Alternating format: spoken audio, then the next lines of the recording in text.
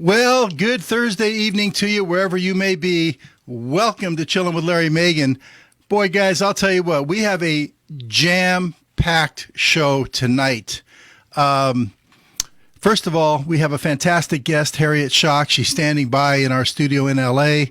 Hang on, Harriet, we're going to get to you. Also tonight in the Classic Film Zone, a big night there. We're going to be featuring with Maureen Lenker, Whatever Happened to Baby Jane, the great 1962 movie starring Joan Crawford and Bette Davis.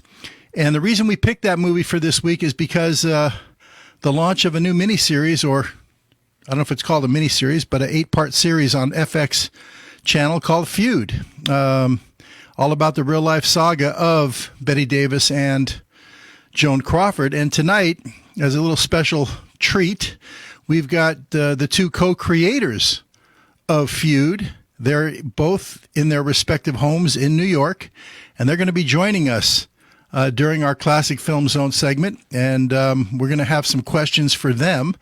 And what we're going to do tonight is we're doing something a little bit special. We're going to give away a prize. We're going to give away the multi-format Blu-ray anniversary edition of Whatever Happened to Baby Jane. Okay, and it's a great edition to have. It's got all the special features.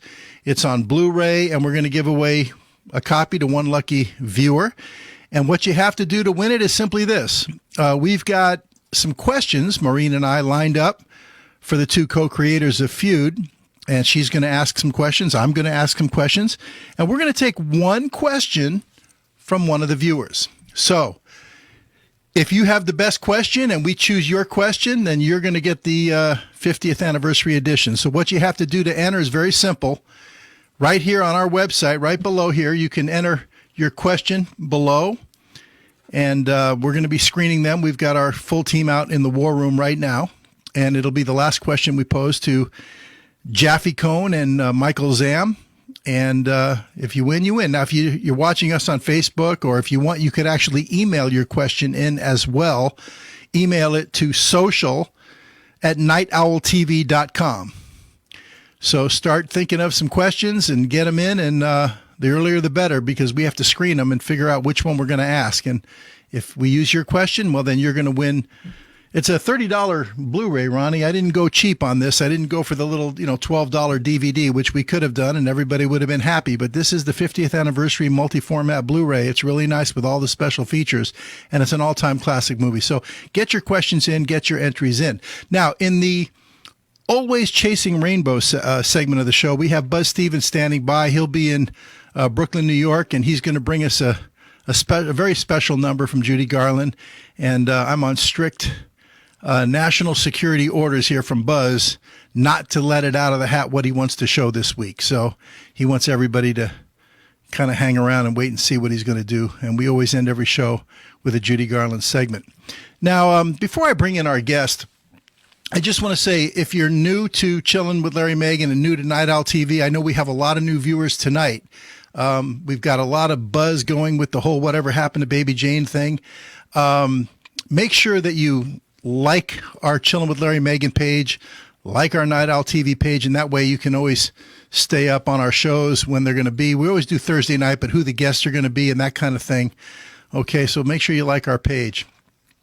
And I think that's going to about all the housekeeping we've got to do here. So without any further ado, and I'm going to give a big build-up to our first guest. Let's get a quick shot of her standing by, if we could, Ronnie, because I'm going to try to embarrass her as much as I possibly can. There's Harriet.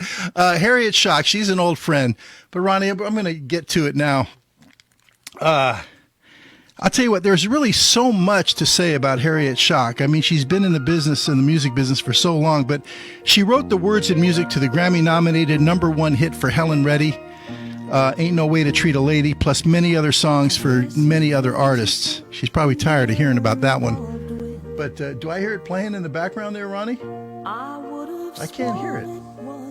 I can barely hear it. Okay, it's there. Okay. She's probably tired of it. But anyway, she co-wrote the theme for Jakers, The Adventures of Piggly Winks, currently showing in 30 countries. She and her band were featured in Harry Jaglom's film Irene in Time, performing 4 of Harriet's songs. She also scored 3 other Jaglam films, starred in just 45 minutes from Broadway as well.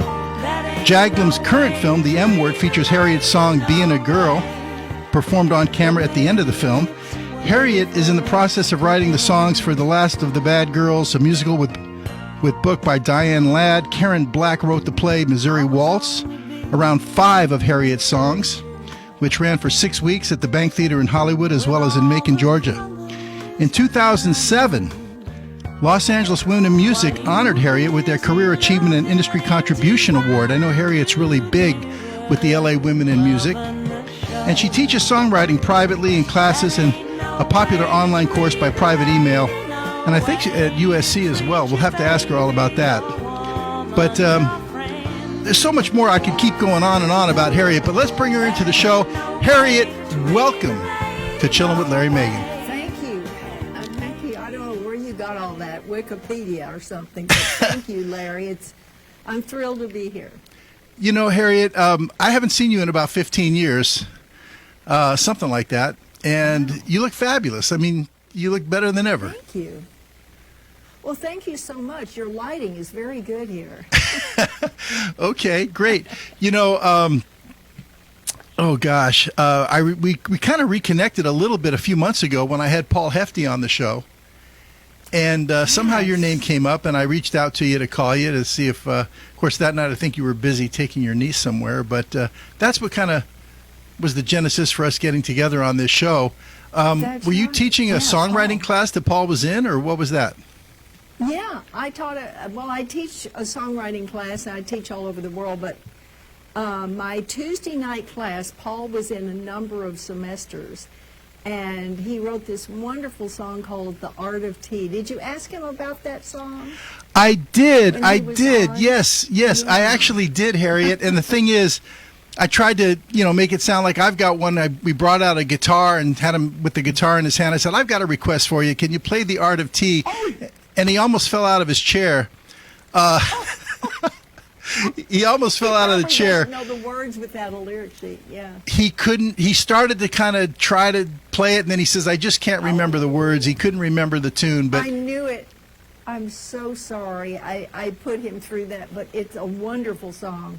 Yeah. And he did it at one of my showcases that I call Snap, Sunday night at the Pavilion. And we videoed it, so it might be on YouTube. You can see it there. Okay. Well, it's amazing what you can find on YouTube these days, You find pretty much everything. This is true.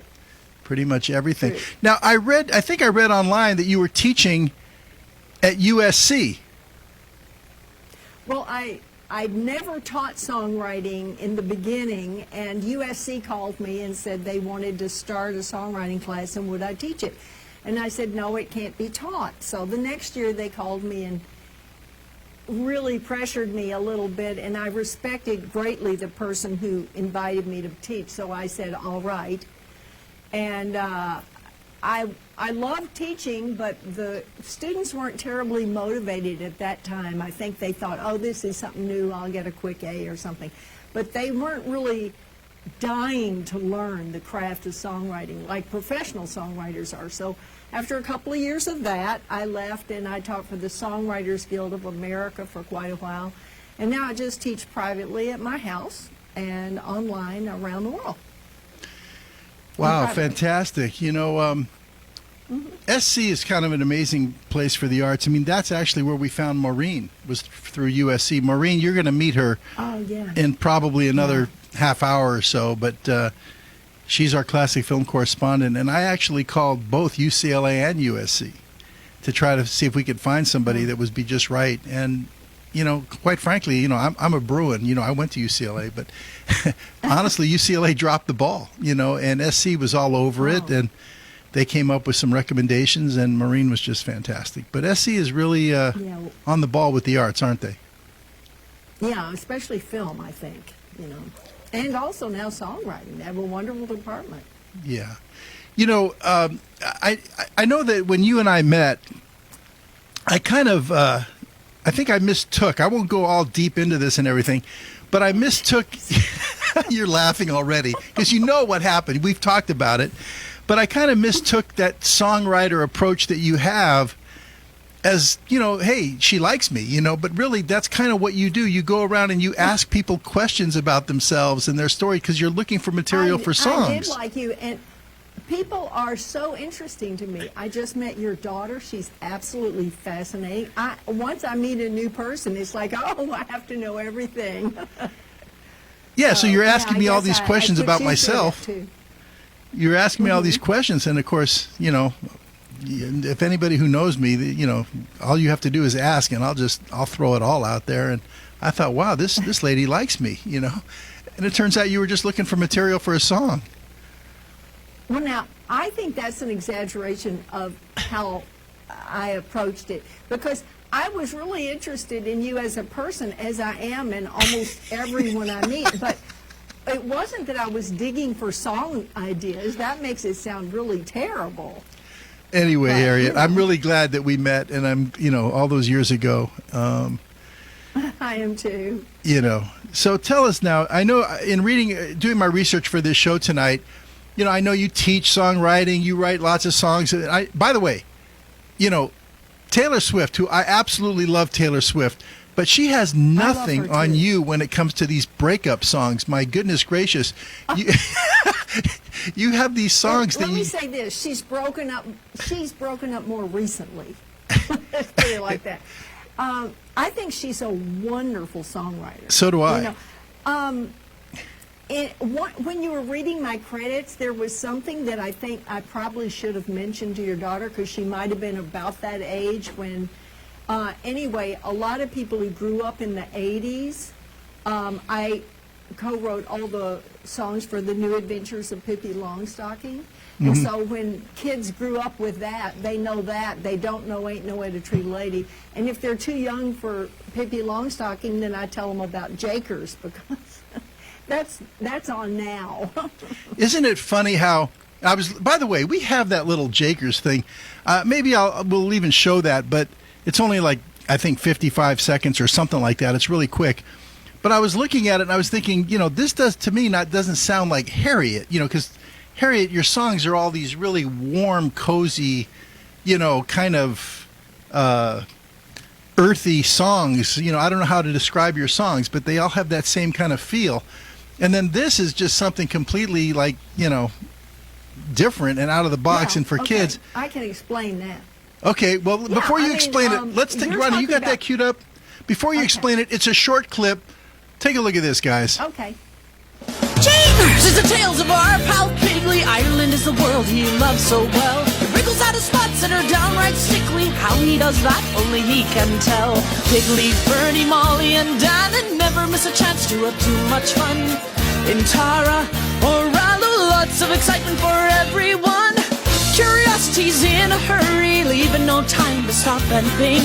The line between wild and crazy gets blurry. Jagers, the adventures of Piggly Winks. Something in the way his eyes start blazing tells us he's on to a brand new plan. His lips curl up, it's downright amazing. Looking for mischief, well, he's your man.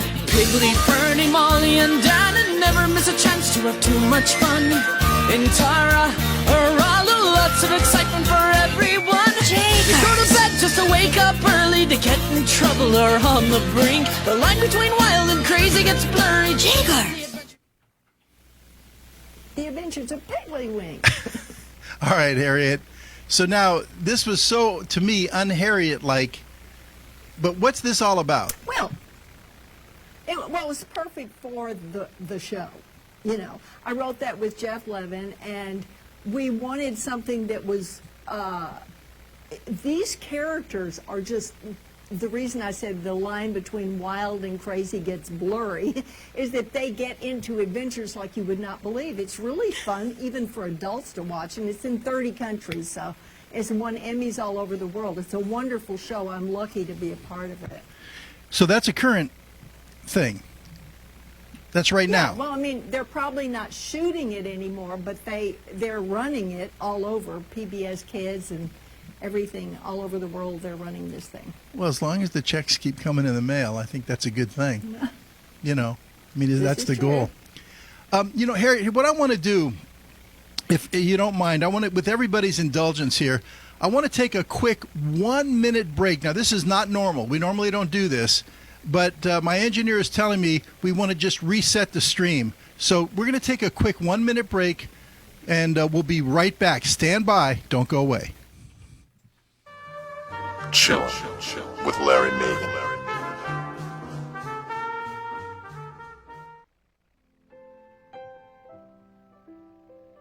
Music Unites empowers at-risk public school students through the creation of unique music education partnerships and programs.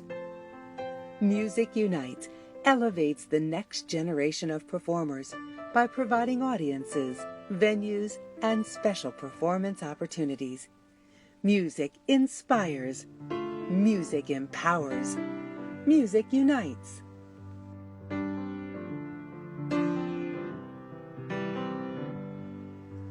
Night Owl TV proudly supports Music Unites. To lend your support, please visit musicunites.org.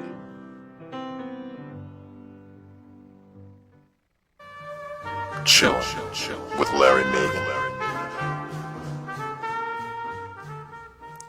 Well, thank you, everybody, for that. We just wanted to kind of reset the stream, so we are back.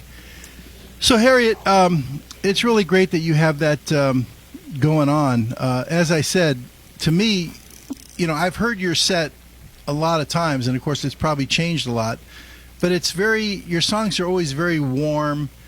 Even your breakup songs, which you have a few of them, they're just like very warm feeling songs. And that's why when I saw that, to me, it was just so different. Oh, I see. Okay. So it's a different musical style as well. Yeah. Now, I know you're very happily married. You've been married a long time. But how many of these breakup type of songs, because Ain't No Way to Treat a Lady, to me, that's kind of I would say that's a breakup song, wouldn't you? Well, definitely. I had women calling me when that was a hit saying, I heard your song on the radio, and I went home and I told them I wanted a divorce. But that was not the reason I wrote the song. I wasn't trying to instigate divorce around the country. It was just that, I had something I needed to say to one person, and apparently other women related. I wasn't sure how you would react, but I don't know if you could hear the music when I was doing your introduction. That's the song I chose to play. But did you recognize the version that I chose? Well, it was Helen Reddy's. It was. And because I was listening to yours and I was listening to hers, and I decided that we'll show a few clips of you singing anyway. So I thought, that was a number one hit. I don't know if Harriet's going to be upset about that, but... Oh, no, not at all. But there was another very nice version of it by Letta Mabulu, who was the singer in Roots. She's an amazing singer, with that clicking that they do, and she did the verses in Zosa. Herb Alpert produced it. It was a beautiful rendition, but the one everyone knows is Helen Reddy, and I was happy you chose that. Yeah, really nice. Now, that one got nominated for a Grammy. It hit number one on the Easy Listening charts? Probably, yeah. It was number 1. It was number 8 pop. Yeah. But it was number 1 easy listen. And one of my favorite songs that I remember you singing, it stuck with me, all these years, was the one about dancing with your father. Oh yeah, I love that song. Father. I wrote the music to that, and the beautiful lyric was written by Ron Troutman, who passed away a couple of years ago. Okay. But it was used about 4 or 5 times in Irene in Time. It was constantly in that movie. So we were lucky to have Henry Jaglom choose it and use it so much. Yeah.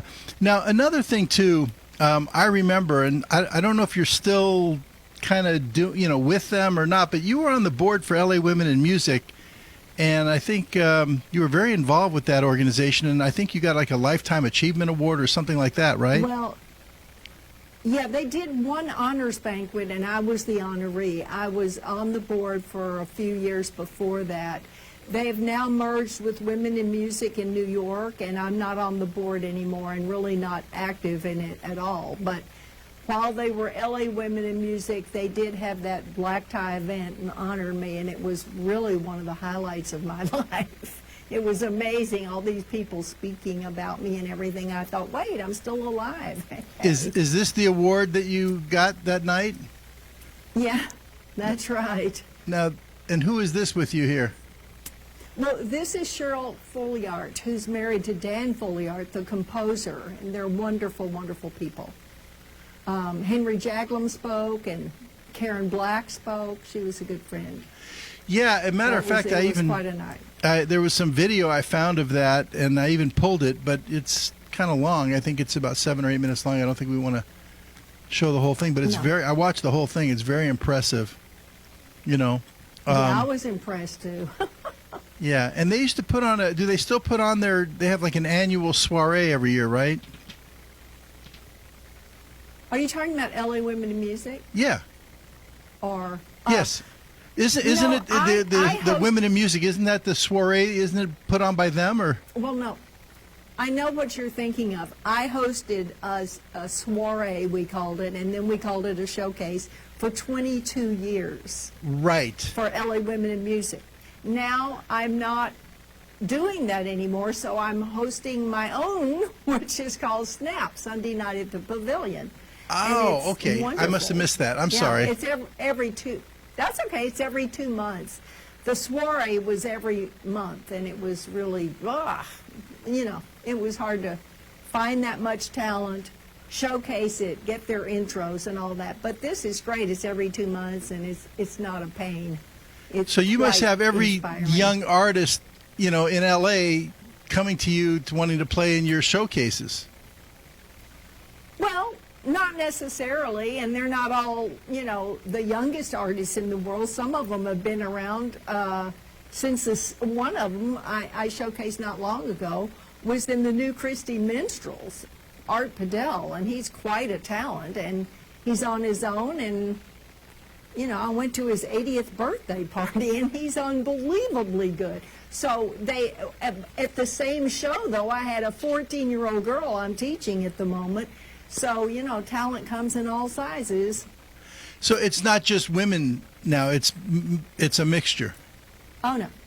It's definitely men and women in my showcases. I also showcased men in LA Women in Music, but there were certain rules about, you know, trying to have more women, and it was a burden. So now I can just showcase anybody I want.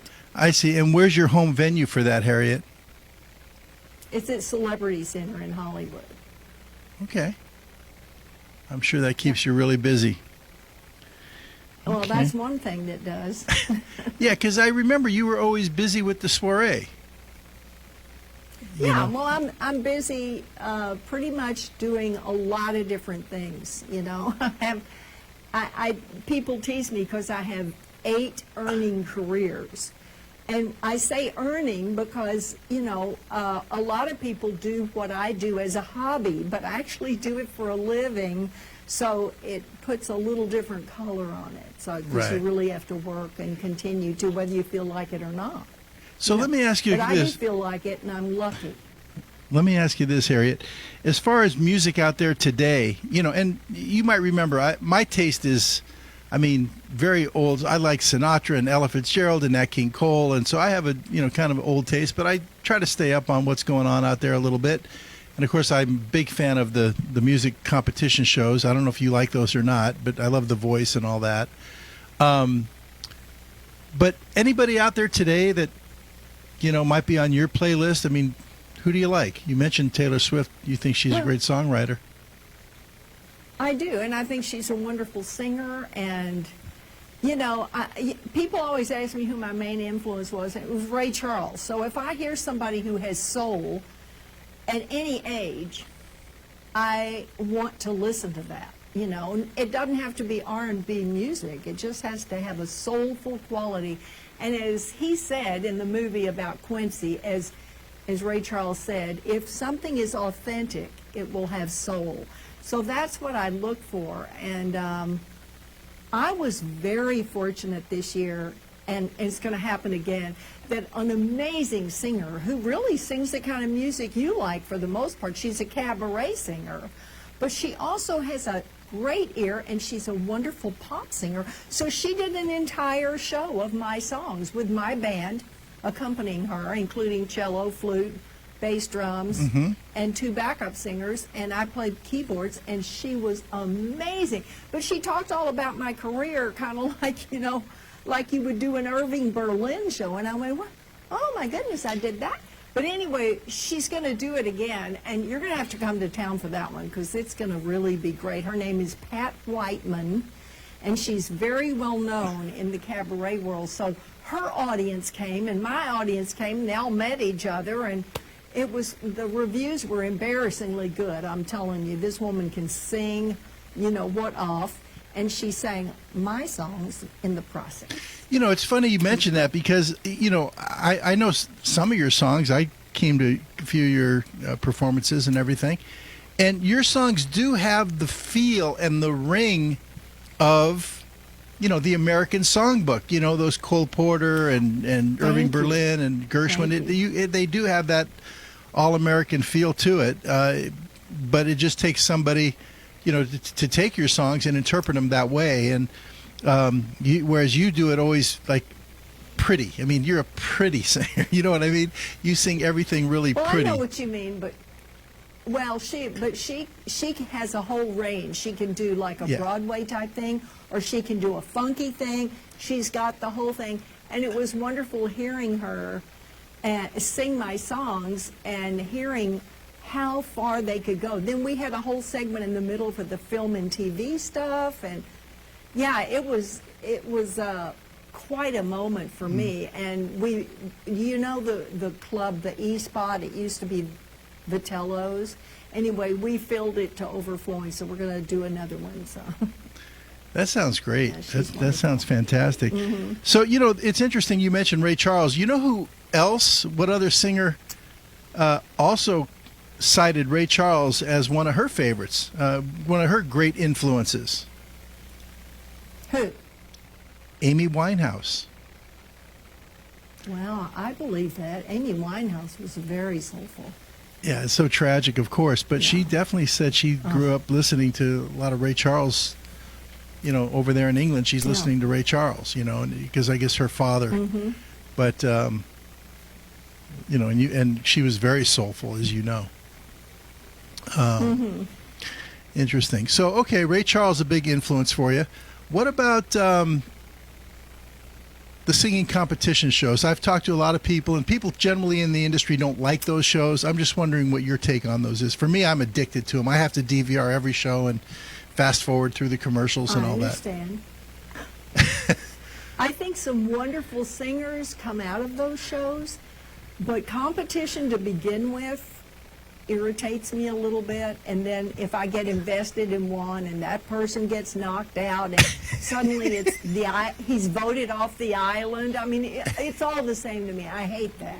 And they all scream. They scream, Larry. They don't. Yes, they're singers, but they're singers of a particular type.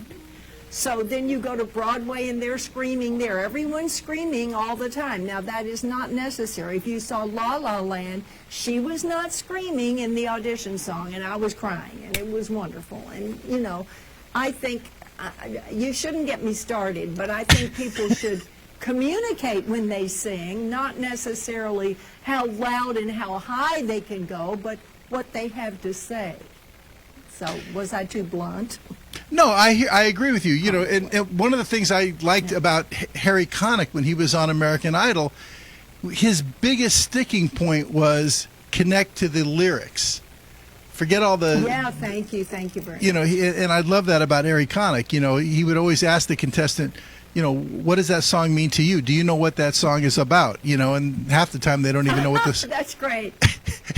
Yeah, that's right. I've studied... I take a musical artist workshop with Gary Imhoff, and I've been studying there for 6 years. He directed the play I was in for 9 months that a movie was made of that you mentioned, just 45 minutes from Broadway. Anyway, he has taken me as a singer-songwriter and totally transformed my experience of singing the songs, because I get inside the songs the way I would if I didn't write them, in a deeper way as a songwriter as well. So, You're right. What's the song about? They're not always communicating on those shows. You're absolutely. Harry Connick said it first, but Gary Imhoff has been saying it to me for 6 years. So. Yeah, I'm not so sure if Harry said it first, but, I think Harry is a true musician. I don't think there's any doubt about that. I do, too. I mean, this kid was a He's prodigy. He's a good actor, too. I really liked him on Will and Grace. Absolutely. I liked him in Hope Floats with Sandra Bullock.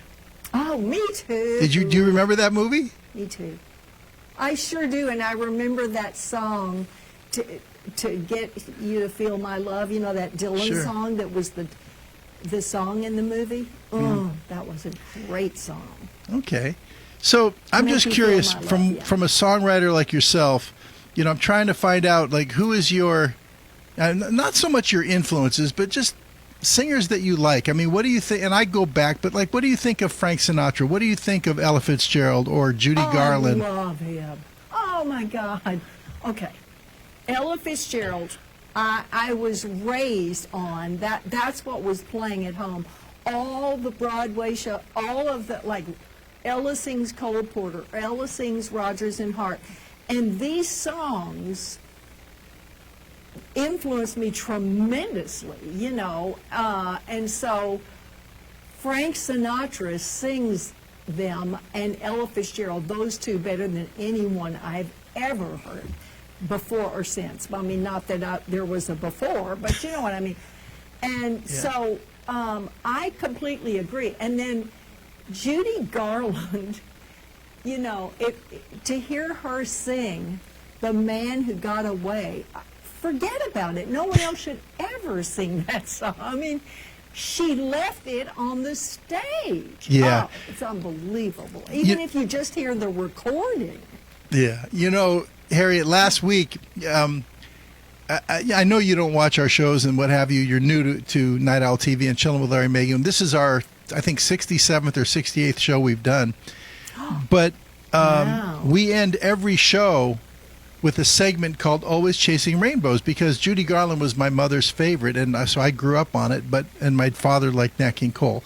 But in any case, we end every show with a Judy number, and it's a short segment. This year, on this season of Chillin' with Larry Magen, we have a Judy Garland authority from New York who actually anchors the segment. And last week, just the show last week, we did The Man That Got Away, but not from A Star Is Born, 1954. We did it from her old TV show in 1963, episode 4, where she closed the show with The Man That Got Away. And you mentioned that, but you're right. That's one of her signature pieces, I think for sure. that's the version I heard. That might have been what I heard. Yeah. No, she's terrific. Okay. Very, very good. Let me throw a quick announcement in there, because we have a lot of viewers tonight that are going to be new. A lot of it is all surrounding this whole, Betty Davis and Joan Crawford revival because of the new series coming up, Fued. If you're tuning in because you want to see the, Classic Film Zone, and we're going to have two of the co-creators on the show later tonight, I just want to let you know it's coming up later, and we're going to get to the Classic Film Zone at the top of the hour, and then during that segment we will have Jaffe, Cohen, and Michael Zam on the show with us. And what we're doing is tonight we're actually giving away a Blu-ray. It's a multi-format Blu-ray 50th anniversary edition of the movie Whatever Happened to Baby Jane. And all you have to do is send in a question right below the player here on our website.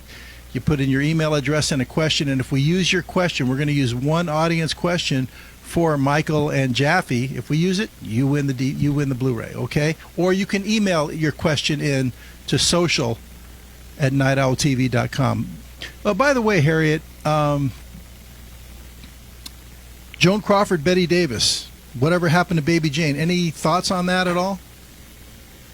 Oh, I've seen that movie so many times. I was shocked to hear that you were going to actually show parts of that tonight, because the minute I heard about the Feud, I set the recorder. That is going to be on there the minute it is. I mean, I never know when anything actually shows, because I don't sit and watch TV when it's happening. That's why I'm glad your shows are archived. I'll be able to watch them all. So Sure. that the Feud, I am so looking forward to. I mean, those two actresses, you know, Jessica Lange and Susan Sarandon. I mean, it's going to be so incredibly good. But I love the fact that Bette Davis and Joan Crawford were only in one movie together. I don't know how they're going to make 8 segments, but they have it all figured out, I'm sure, and it's all already done. Well, just So I don't. I I'll have be some. there I watching. have some things I could come back at you with and ask you, but I want to save it because you're going to be, you know, you're going to be involved with our Classic Film Zone with Maureen. She'll be right there in the studio with you. So we'll save any comments you may have for that. I'm really glad that, you know, coincidentally it hit a chord with you. Typically, you know, I do like classic movies, just so you know, in case you don't remember. And I have like 1,200 DVDs in my library, and I love Joan Crawford. I love Bette Davis and Judy and Frank and Gene Kelly, Fred Astaire, I mean, Clark Gable, all of them, you know. But I typically don't go for horror movies, okay? And that's not my cup of tea. But I got to tell you, this one will give you nightmares. I mean, this one is pretty. This isn't a horror movie, though. Oh, it absolutely is. I mean, we'll get to Maureen here. Really? Yeah, Maureen's a young girl, but she's, you know, she's got a master's in cinematic film studies from USC, and she's really all up in this stuff. And I mean, this is definitely a horror movie as far as I'm concerned. I mean, it may not be a monster movie, Well, but okay. it's pretty scary stuff. But visually, do you consider it hideous visually? See, they never did that. Well, in some ways, it kind of is because of, you know, Bette Davis, and you got to hand it to Bette. Well, we're going to talk about this movie when we get to it. I want to save this with you, Harriet, because I'm loving the fact that you're into this. I'm loving the fact that you're into it. I'm so happy that we happen to get it on a night, you know, something on the night when you're here that you like. You know, I'd like to show the audience just a little bit of the true Harriet Schock, and I pulled some of your songs, and you know, obviously we're not going to show all of them. You've probably got 50 songs online, you know, from all. How many albums have you recorded? Probably at least 10. 7. Okay, 7. No, 7. 7. You've written hundreds of songs, I guess. But in any case, so I pulled, I don't know, I think 5 or 6 of them. What I've got, just to let you know what I've got queued up. I want to give them I've got Okay, you know, Okay You Win. Yeah, that's one of my favorites. I remember that one from 15 years ago. I've got It Flies. Okay. I've got Songs Are the Children. Wow. What do you think? Well, a lot how of about those- Okay You Win? What do you think about that one? Okay, that's fine. I mean, a lot of those videos were made by fans, like Songs of the Children. That was someone in the Philippines. So they have visuals there I had no control over, but it's fine. Ronnie, let's do this because to me, I always liked it. Again, this is one of those probably breakup type songs of yours, you know, right? It was right before the breakup. Oh, okay. But, I mean, you're so good at writing these breakup songs. God help any guy that's your boyfriend, although I know you're happily married. I know. Ronnie, let's go ahead and let people see what Harriet's all about. Go ahead.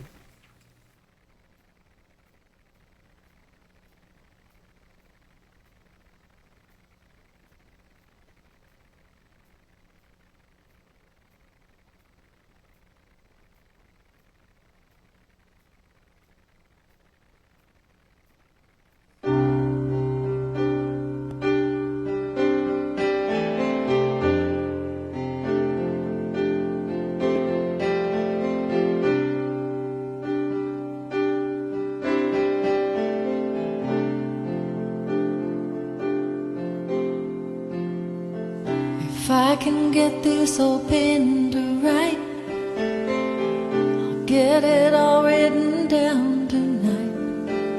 I'm running pictures of me and you, knowing now what I gotta do. This'll save you some breath on how it all ought to be. Day by day you pontificate on all the people you come to hate, and here I'm sitting at 3 a.m. Aware at last that I'm one of them. I'm only sorry tonight it took me so long to see. But I say, okay, you win. I give up, you're right, I'm gone. You stand your ground so well, I must be moving on. You were a wizard in every way, but the man behind the curtain has had his day. Okay, you win, I give up, you're right, I'm gone. Ignore the place where the ink just ran. I don't expect you to understand that even now as I lose my pride, this heart's still trying to take your side. And so I turn up the light to drive the memories away. And I say, okay, you win, I give up, you're right, I'm gone. You stand your ground so well, I must be moving on. Your blood was blue, your suits were gray, but your feet were 100% pure clay.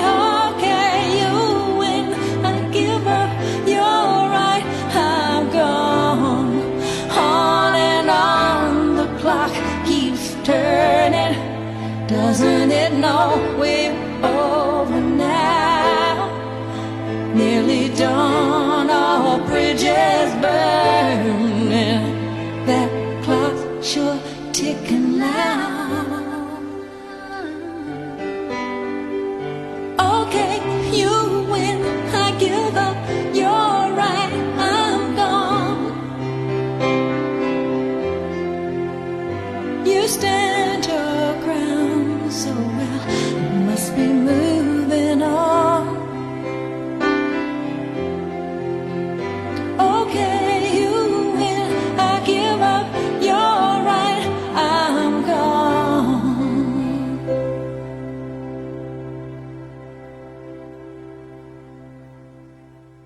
Thank you. Well, to me, that's Harriet right there. That's Harriet. Well, thank you. You know, everything's got that real. Yeah, I hadn't seen that in a while. Everyone's got that real sweet sound, that sweet, pretty singing thing, even on a breakup song. No anger type of thing. Anyway, we do have a caller on the line that would like to say hi to you or talk to you. Has a question for you, I guess. His name is Greg Gordon from Phoenix, Arizona. Greg, welcome to the show. You're on the line with Harriet. Hey, Larry, Harriet, can you hear me all right? I hear you fine, Yeah, Greg. Hi, Greg. Hey, Harriet, you probably don't remember me, but you sang at my sister's wedding, Jennifer Gordon. My dad's Roger Gordon. Oh, my God, of course. Greg? I can't Yeah. believe this. Okay, first of all, you have to, Larry, there's some history here. This man's father produced my first and second album. He was my manager and publisher. So he is a major player in my life. And of course I sang at Jennifer's wedding. Right. I sang Dancing with My Father, as a matter of fact. I didn't really sing it. I think they just played the record. Oh, they did? Okay. I wasn't sure on that one. I was a little drunk back then. Well, it's so nice of you to call. Good heavens, I don't think I've ever spoken to you on the phone. Well, Larry, well, he'll probably tell you this. He and I are actually good friends. Yeah. Greg and I are very good friends, Harriet, and of course, we all know Greg's grandfather was, I don't know if there is such a thing as the Music Writers Hall of Fame. If there is, he should be in it, Matt Gordon. He is Of in it, course, actually. yes. Of course. Yeah. But Greg and I go back a good 15 years. We're really good friends. But I didn't know you were going to call tonight, though, Greg. That was a nice surprise. Yeah, I saw the Well, for show, me and too. I'm like, I got to give Harriet a call. I called my dad right before I called you, trying to get him to tune in, but of course he wasn't home. So, I don't know if your dad would tune in even if he Wow. was home, Greg. Well, I bet he would. For Harriet. I'm going to make him watch the archived. Yeah, he would tune in for Yeah. you, Harriet. Well, I don't know about As he's- that, but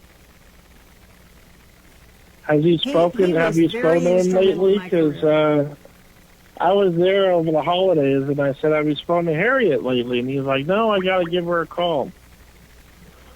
no, I'm going to call him now. That's it. I was thinking about him the other day, and I thought, I haven't talked to Roger.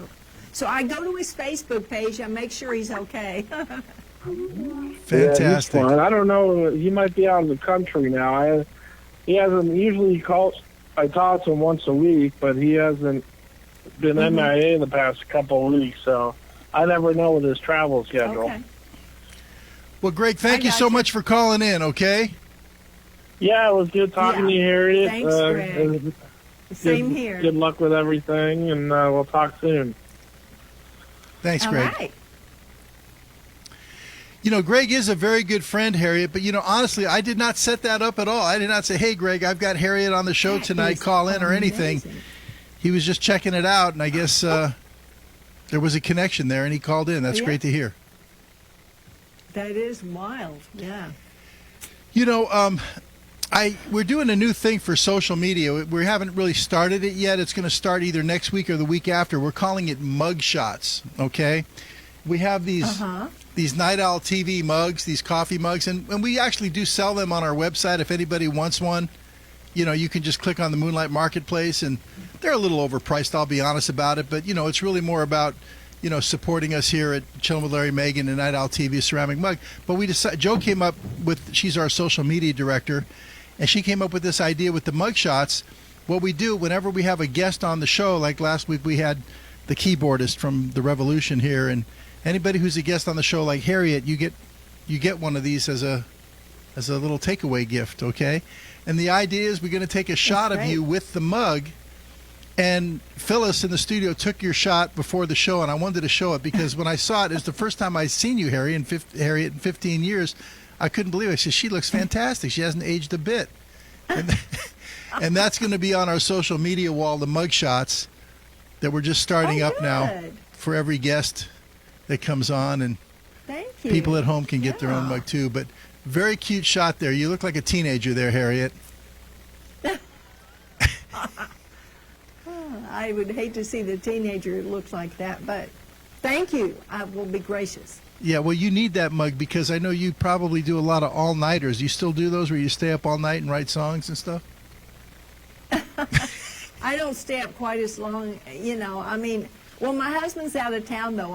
I'm staying up later because my friend and I watch, old movies late at night, so that's the perfect time to do I it is when really he's gone. don't remember you liking old movies, and I'm really glad to hear that you do. Tell me who some of your favorites are, some of your favorite actors, actresses, or movies, or genres, whatever.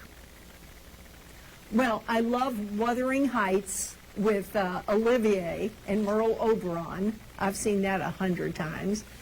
And when he says to her, you haven't told me about your marriage. I have often thought of it. Oh, God. But anyway.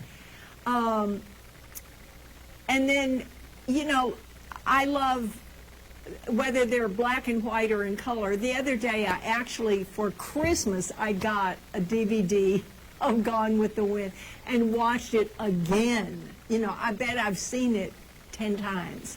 And I watched it in a movie theater not too long ago when they brought it back. And it was like we all knew every line. It was really wonderful. But I'll watch pretty much anything that Who is my favorite one? Very nice. I do I love the women with Rosalind Russell. Oh, yes. I love Rosalind Russell. And the of course, writing was so good. yes, and of course it's all women in that movie. And one of my all-time favorites, we're going to be talking about it next hour, Joan Crawford. Joan Crawford, and everyone knows about her lifetime saga battle with Betty Davis, but maybe not that many people remember she had a similar battle with Norma Shearer. And Norma Shearer, she would get all the best parts. Joan Crawford went back to the days of silent films, and in the silent movies at MGM, Norma Shearer, she was married to, I forgot, Maureen will be able to tell you, but married to not Louis B. Mayer, but one of the big time producers there, and so she would get all the choice parts. And of course, it drove Joan Crawford crazy that she got the parts she always felt because of nepotism kind of a thing. Although Norma Shearer is one of the great all-time actresses, and so finally they had a chance to be in the same film together, and that was in 1939. Kind of almost similar how at the end of their careers, Betty Davis and Joan Crawford got a chance to do it together, and of course Betty Davis had her chance to kick Joan when she was on the ground. Well, finally, Joan Crawford had her chance to let Norma Shearer have it in The Women. And, of course, at the end, Norma Shearer ultimately wins out. See. But, I mean, that's a great movie. I love that movie, and I'm so happy to hear that you like it as well. Yeah. But the writing was really good. I mean, anything Patty Chayefsky wrote, I want to see, because he was such a great screenwriter. So. And the fact that you love Gone with the Wind, you're going to hit it off with Maureen. I know we're going to be bringing her on in a couple minutes here. Really? But Maureen's favorite actress, I think, of all time is Vivien Leigh. I'm not big on Vivien Leigh, but she is. And, you love Gone with the Wind. You guys are going to be... Yeah, and I watched the whole thing before about how they chose her, how they found her, and all these other women who were up for it. Yeah, I mean, it's required viewing for anybody I ever date. That's like Mary, they have to know Gone with... That's your litmus... You can't understand me if you haven't seen Gone with the Wind. I'm sorry, I'm from the South. That's your litmus test. Yeah, you bet. That's your litmus test. My litmus test... Why is she acting like that? My litmus test is usually like a litmus Mickey test is Rooney, what? Judy Garland thing, But yours is see. Gone with the Okay. Wind. That's hysterical. Well, they have to understand, how neurotic a Southern woman can really be. We have a caller on the line that wants to say hi to you. We have a caller on the line. Okay. Who is it? Andrea? Okay, Andrea is on the line. She wants to say hello to Harriet. Welcome to the show, Andrea.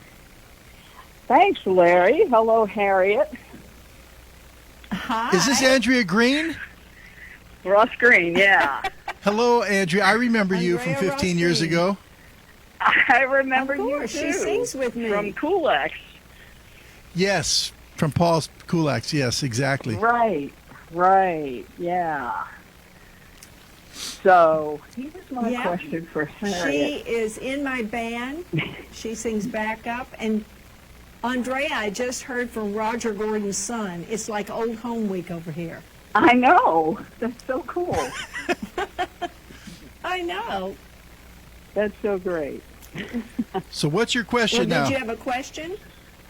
Well, yeah, my question in terms of your writing, because I know you've written a million songs, and I was wondering, what was the hardest song for you to write? And some songs just kind of probably just fly out of you, and some songs take a little work, but some songs are really tricky, and I was wondering what if there was one that was harder than any other one to write.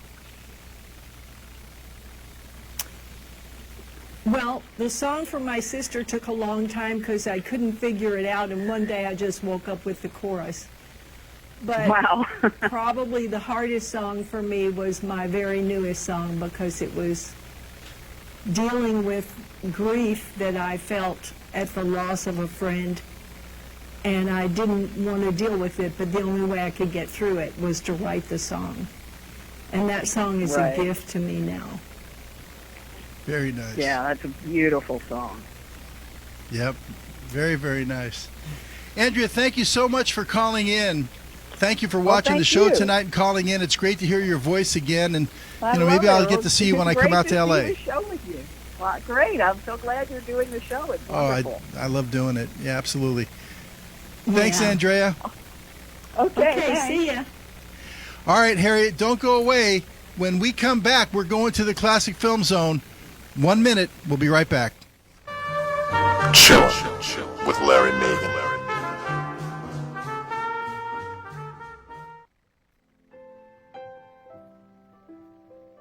Music Unites empowers at-risk public school students through the creation of unique music education partnerships and programs. Music Unites elevates the next generation of performers by providing audiences, venues, and special performance opportunities. Music inspires. Music empowers. Music unites.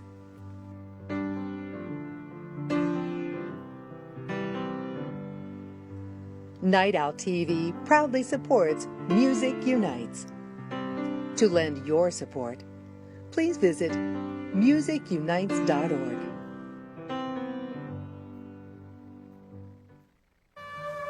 Chillin' with Larry Magen.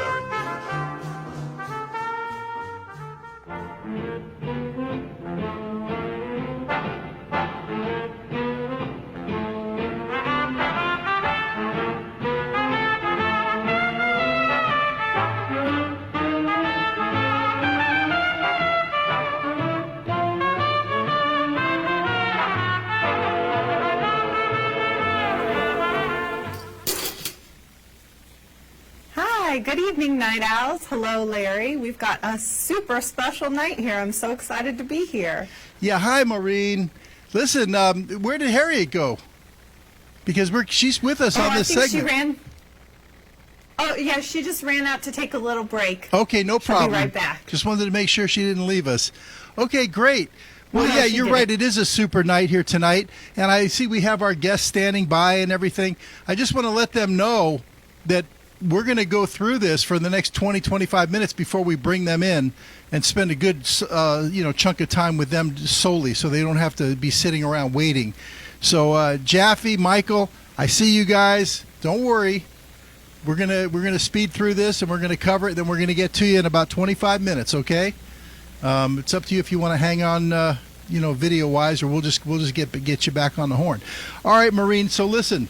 This is a very special night tonight, and if you heard what we decided to do, you and I spoke last night about the Q&A for Jaffe and Michael, and we'll talk about them with their series Fued. And what we decided to do was give one question to the audience, and whoever comes up with a question that we're going to use, we're actually going to give away the Blu-ray format of multi-format Blu-ray of 50th anniversary edition of Whatever Happened to Baby Jane. Okay, all they have to do is put their question here in the right below the player here, or email it into social at Night Owl TV, and one person will win that. It's a nice $30 Blu-ray. Okay. All right. Great. So what do you have for us? Take it away, Maureen. Whatever Happened to Baby Jane? Well, as you said, yep, we've got Whatever Happened to Baby Jane tonight. It's all Betty and all Joan all night. This 1962 film was a career resurgence for the two actresses who were two of the biggest movie stars of the 1930s and 40s. They were rivals throughout much of their career. Davis started in the 30s and came to prominence after Crawford had already been a big star. They actually had a dressing room that shared a wall at Warner Brothers. But this is sort of the peak of their interaction in their career. It's a film based on a novel by Henry Farrell that tells the story of two sisters, Blanche and Baby Jane Hudson. Blanche played by Crawford and Baby Jane by Betty Davis. Baby Jane was a vaudeville child star. Blanche was a movie star in her teens and early 20s. And now, in the early 60s, they're living cooped up in a decrepit house, Baby Jane tending to the paralyzed Blanche in a wheelchair and abusing her and tormenting her. And it's just one crazy film. It's considered part of the subgenre of grand guignol horror. And it was part of a subgenre that really took off in the 60s with this film that featured a lot of aging A-list actresses playing these kind of crazy hag roles, as we see Bette Davis doing in this film. Okay, Maureen. Now, I know we've had to kind of cut short. We're not going to show like 10 clips this week. So where are we going to go first? Well, we're going to go a little ways into the film. So we've already met the two sisters, seen a little of their lives, and seen how Baby Jane is tormenting Blanche. And Blanche has tried to send a note to the neighbors to get away. And Baby Jane has caught her out, and now they're having a fight and a standoff over this discovery. Okay, Ronnie? Blanche, you're not going to sell this house. Daddy bought this house.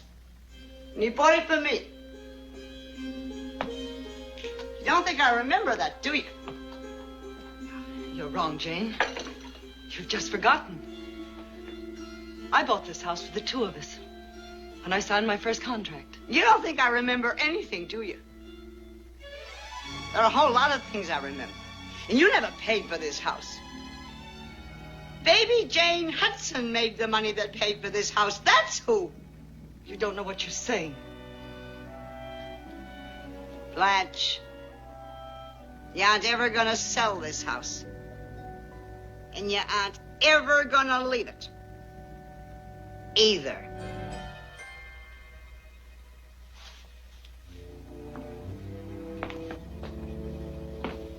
Jane. Jane! Do you remember when I first came back after the accident?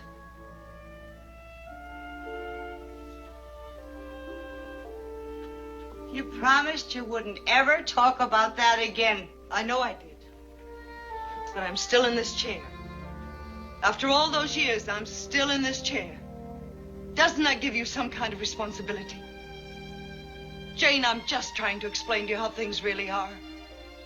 You wouldn't be able to do these awful things to me if I weren't still in this chair.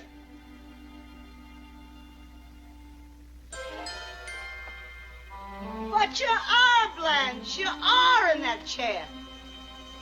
And tell me, what are these awful things I'm supposed to be doing to you? Well, I meant you wouldn't have to work so hard. And I was thinking maybe Elvira could come in more often. Maybe she could even live with us. We don't need Elvira.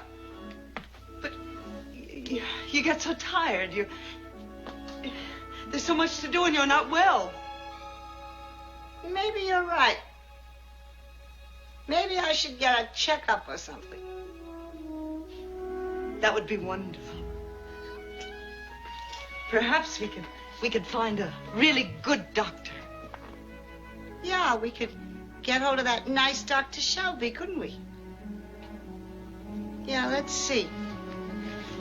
What's his number again?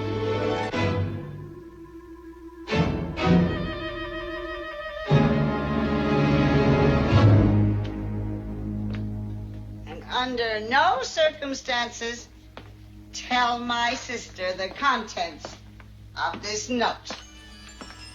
It's not me that needs a Dr. Blanche. Well, you know, are in the chair, Blanche. You are. and then she had the note. She had the note that she threw out the window. She got her caught. But welcome back in, Harriet. Harriet, meet Maureen. gosh. Maureen, meet Harriet. Hi. And you both have something in common. You're both the USC, you know, the film school for you, Maureen, and songwriting for. Great. But I want you to pull in Harriet's thoughts on this as well. But I know, listen, I know Bette Davis is a great actor. Okay, you're never going to hear me put that down. She is a great actress. I have 54 Bette Davis DVDs in my library right here. You know, that's about half of what she made. But she didn't have to really do too much acting here, in my opinion. I mean, you could really see the disdain that she genuinely had for Joan. Well, yeah. I mean, the on-set battle in this is notorious. From large things to small nitpicking at each other. I mean, when they made the film, Crawford was on the board of Pepsi, so Davis had a Coca-Cola vending machine installed in her dressing room. That's great. Joan Crawford tried to send Betty Davis little notes and presents as a peace offering. Davis responded by sending a note that said, please desist, I don't have time to go shopping. So they just constantly were picking at each other, and you definitely can see that in their relationship on screen. But funnily enough, Crawford had actually approached Davis about doing this film while Davis was appearing in a play on Broadway, and she'd loved the idea. She really loved the role. Crawford had suggested from the beginning that she play Baby Jane, so she was going to have the juicier part, as it were, and the only thing that she had to make sure was that Crawford had actually worked with the director, Robert Aldrich, before, and so Betty Davis wanted to make sure that they weren't sleeping together because she was concerned that if they were, Joan Crawford would get all the good close-ups and much better attention from Robert Aldrich. So once she got that out of the way, then she was fine to go ahead and work with her, even if they really did have a lot of difficulties on set, and they were constantly both calling Aldrich after they were done for the day to complain for hours about the other one. But, you know, there was some mutual respect there as well. I mean, Davis later in interviews really acknowledged that Joan Crawford was a huge professional on this and that they had some similarities. She said, we're both survivors, and I know that we both have the tendency to infuriate people. So she knew that they had their similarities even if they hated each other. And honestly, maybe there was a lot of jealousy there throughout their career, and maybe that's part of why they didn't get along, was because they were so alike. You know, sometimes when you're around someone who's too much like you, it's really difficult to get along with them if they're like you in the ways that they have things that you don't like about yourself. But yeah, it's a crazy working relationship on this one, and it comes out in the interaction on screen. Harriet, do you ever have to work with somebody, maybe collaborate on a song with someone that you maybe don't get along with too well? Well, that's interesting you should ask. The person I had in mind when I wrote the song you played, Okay You Win, we've had a working relationship for 30 years, so I had to get over it. Really? Okay. Very good. Yeah. All right, Maureen, where are we going next? I did. Wait, you want to say something, Harriet? Go ahead. No. I was going to give part of the movie away, and I'm not going to say that. Well, we'll get there. I'm sure. Okay. Well, next we're going to actually what I consider the most horrifying scene in the entire film. I've had nightmares personally about this scene multiple times. And it's the scene where Betty Davis has been enacting a process of psychological torture on her sister, particularly in making her afraid of her food and starving her. And this is the coup de grace of that moment.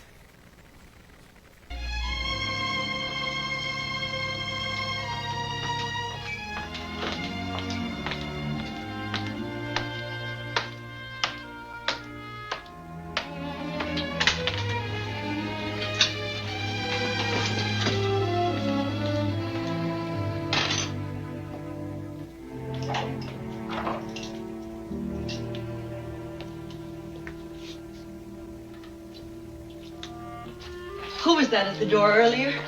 Elvira. Where is she now? In the kitchen? No, I gave her the day off. She has a pretty hard time considering. I told her to come back next week.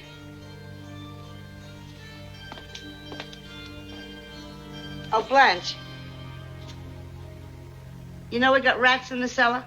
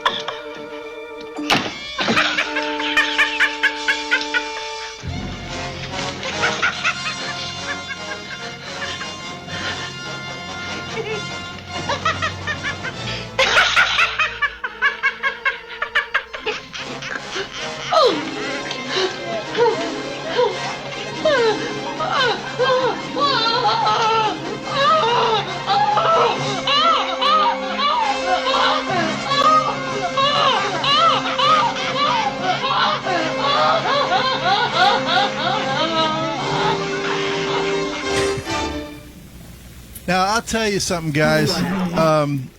There you go, Harriet. If that's not a horror movie, I don't know what is.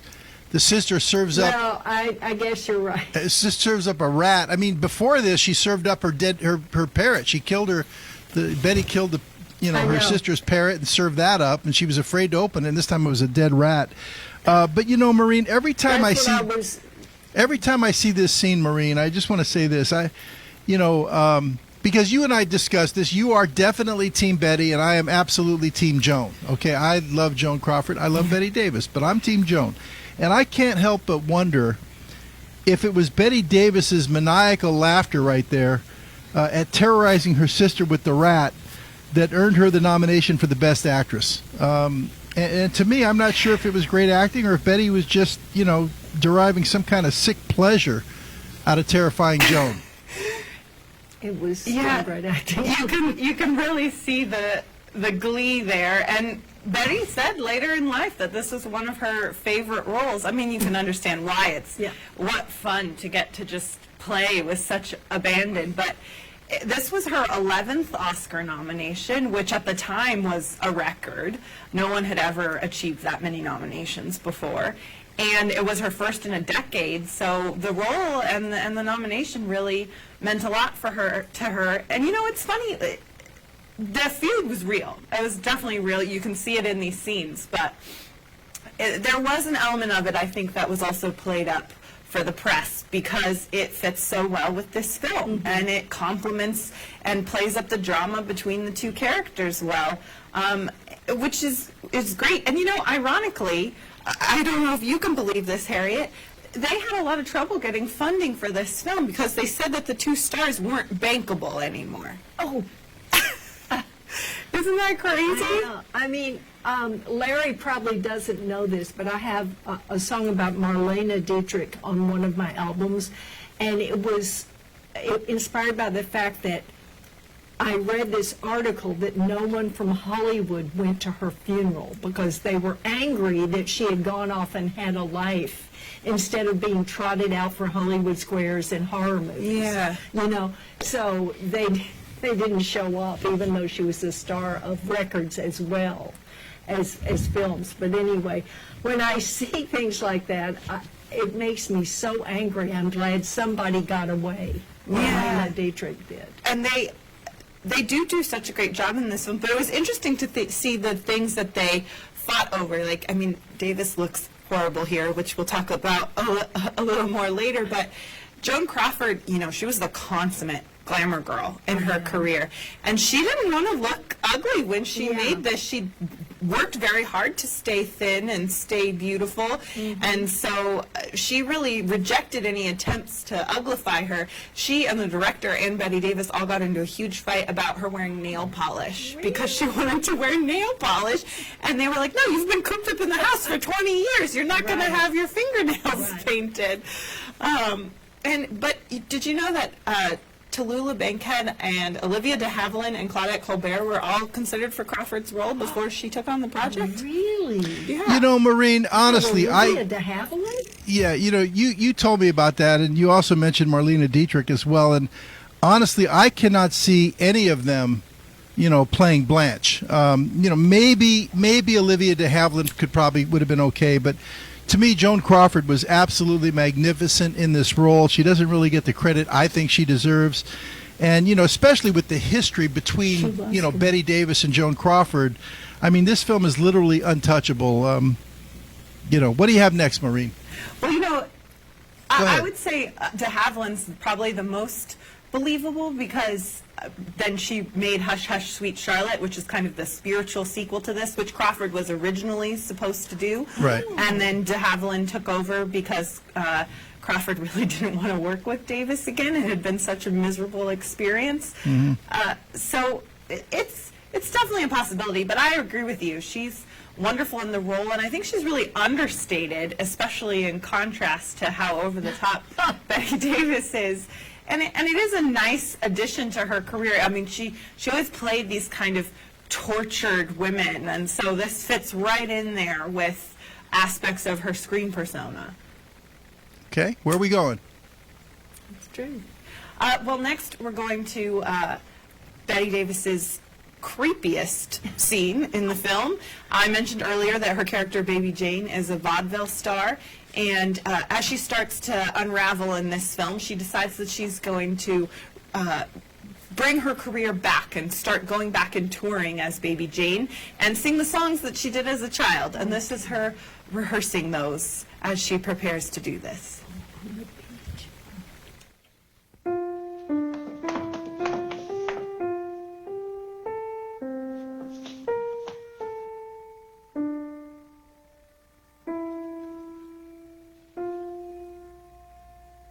I've written a letter to Daddy. His address is heaven above. It's wonderful.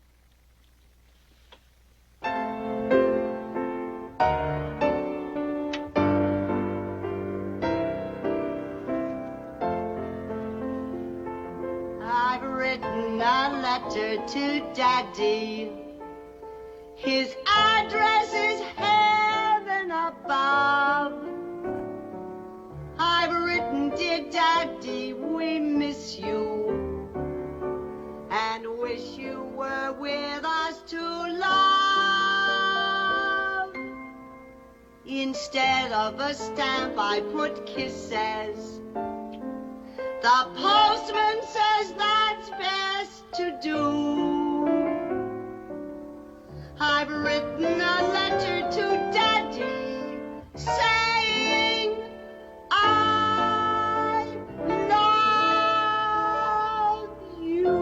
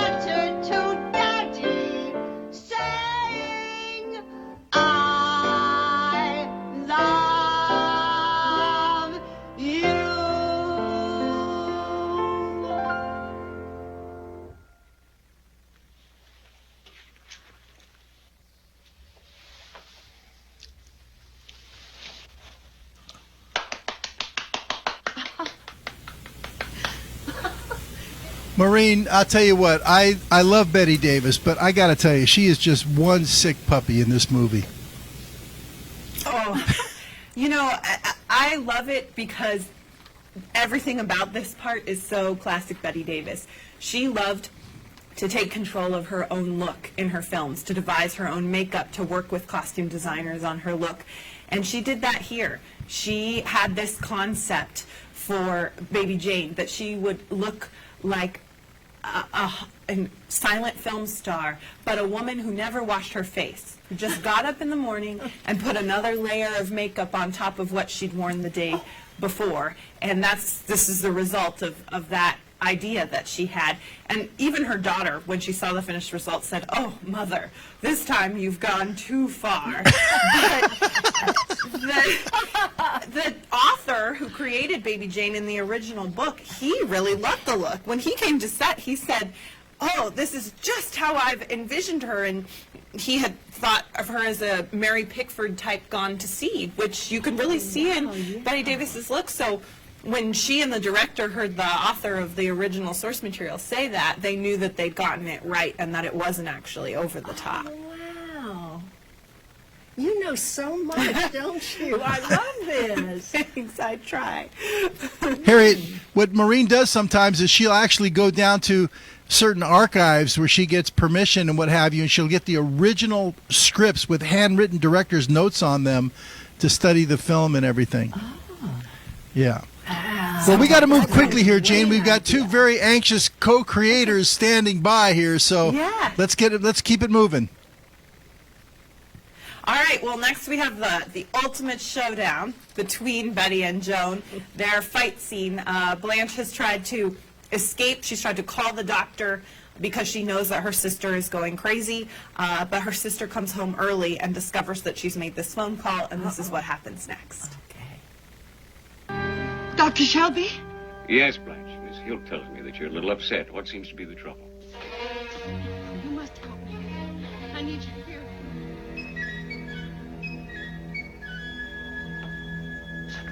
Oh, no, it's about my sister. I need your help. I need you here. Here at the house. No, it's nothing like that. It's the way she's behaving. You've got to come over right away. Please, before she comes back. I don't quite understand. Is this some kind of emotional disturbance you're talking about? Yes. Yes, she's emotionally disturbed. She's unbalanced. I don't know, Doctor. I mean... You trying to tell me that she's violent? Yes. Yes, she is.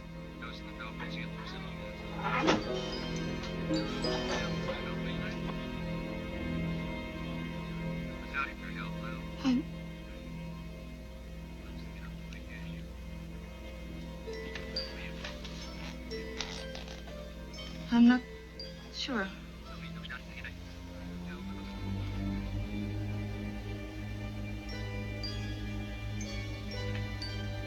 I don't... Very well.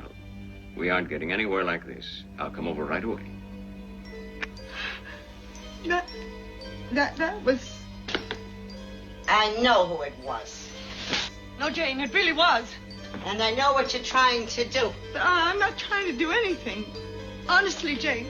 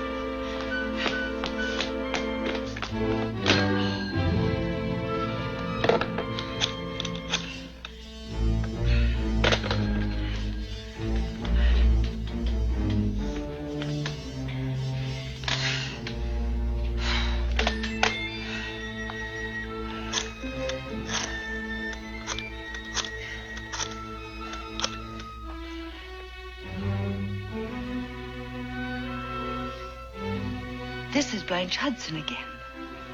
Could I speak to the doctor? Oh, yes, certainly. Hold on, please. I'll try and catch him.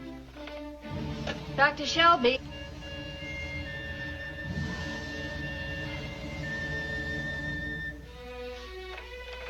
Hello, Blanche. I'm on my way now.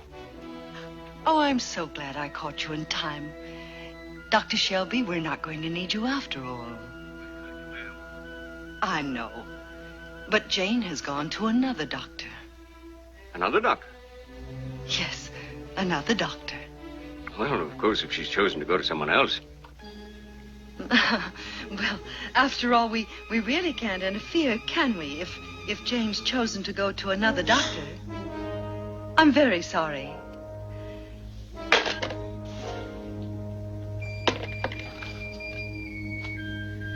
Goodbye, Doctor.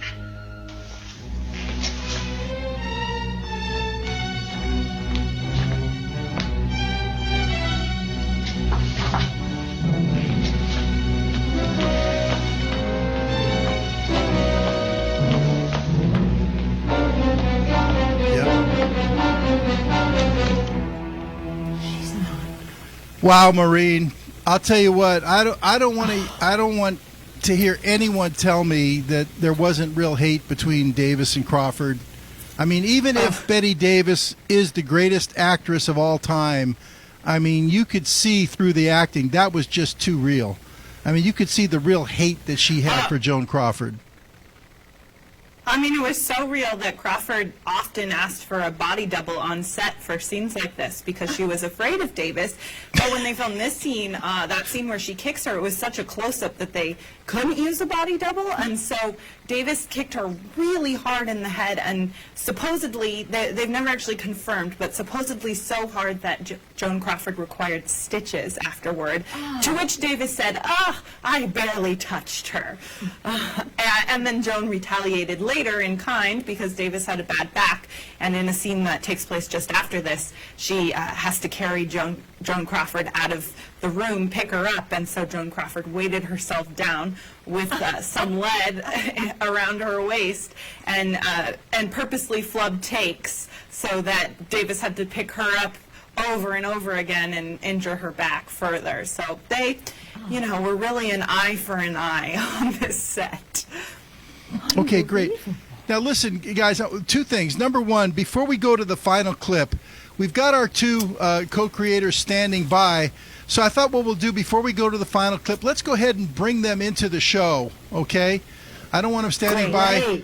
Hey, Jaffe. Hey, Michael. How you all doing? We're doing great. Oh, good. You guys have some real stamina. It's pretty late back there. Yeah, it's, oh, yes. We're not that old yet. It's 12:30, almost. All right, we're going to get into a whole segment with you, but I didn't want to keep you standing by for one more clip. So just hang on. We're going to do one more clip. But before we do, here is the last call. We've gotten a lot of good questions come in. I think we have our winner, our leader. But this is the last chance. If you have a question for Michael or Jaffe about their new series coming up, Fued, we're going to have one audience question coming in. We've got a leader in the clubhouse. You send it right below the player here. You can submit your question, or you can email it into social@nightowltv.com. We've had some really good questions come in, fellas. You're going to like it, but we're just going to give you one of theirs, okay? Sure, can't wait. All right, Maureen, last clip. What do we got? We got the last clip here where Blanche and Baby Jane have ended up on the beach in Malibu where they used to go and play as children. And this is the end for both of them. Blanche has been beaten, dehydrated, starved. She's dying, and Baby Jane is going off the deep end in kind. She's murdered their housekeeper and driven them out to the beach in the dark of the night. And by the way, she murdered the housekeeper with a hammer to the head, okay, to the back of the head. Okay.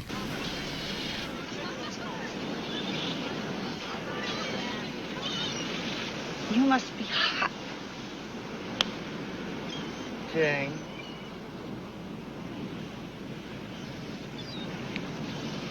Help me. I'm afraid.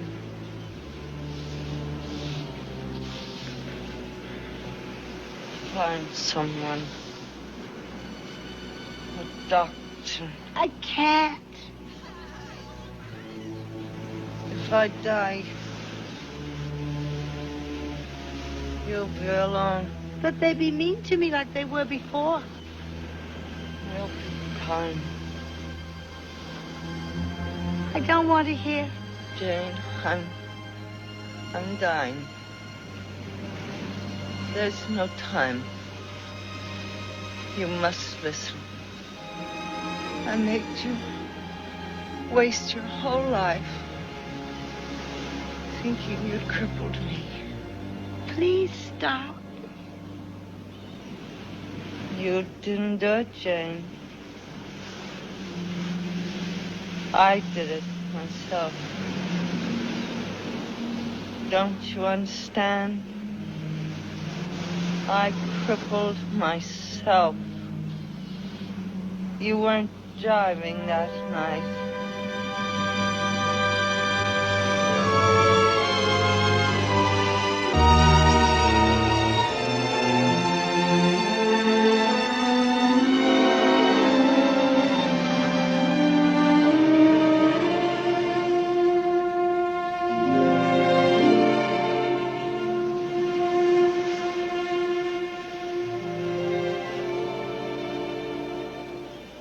You weren't driving.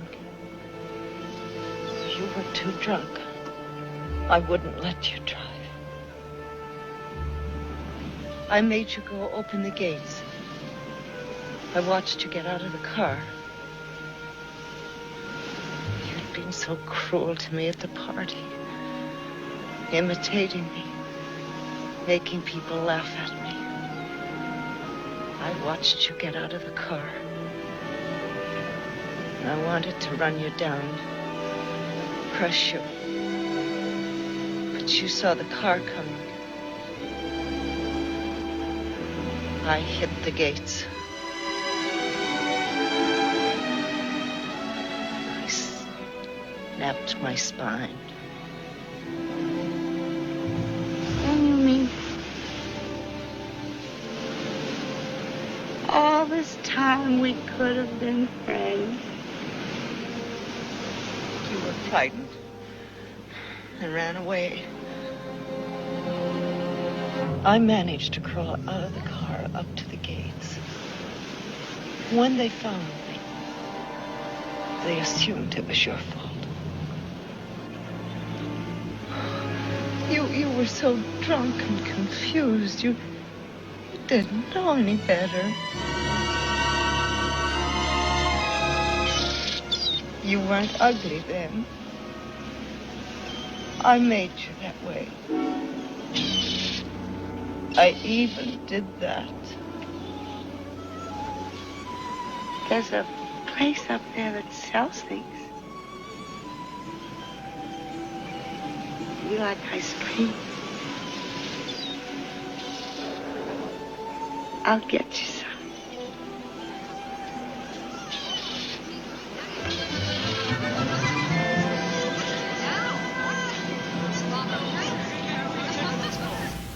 Well, there it is. The end to this horror. What a great movie it is, though. But Maureen, thank you for taking us through those clips. And what I'd like to do now is we have our guys here. I'd like you to go ahead and give them a proper build up here. Tell us. I want to thank you, Maureen, for setting this up to bring Jaffe and Michael into the program here. And I've got my DVR set. I can't wait for the series. So take it away, Maureen. Well, I said it immediately. I'm super excited, and thank you, Michael and Jaffe, for joining us tonight. I'm super thrilled to have you here and be chatting with you. So as Larry mentioned, Michael and Jaffe are the co-creators of the upcoming Fued on FX. They are writers and producers on the show. That is a product of the Ryan Murphy Industries, as it were. All of his TV shows, it's going in there as another anthology series, just like American Horror Story and American Crime Story that have done so well for him. And it's going to be starring Susan Sarandon as Betty Davis and Jessica Lange as Joan Crawford, and it's going to be telling the true behind-the-scenes story of the making of Whatever Happened to Baby Jane. And I think we've got a trailer here to take a little sneak peek at what this is going to look like. It debuts this Sunday on FX.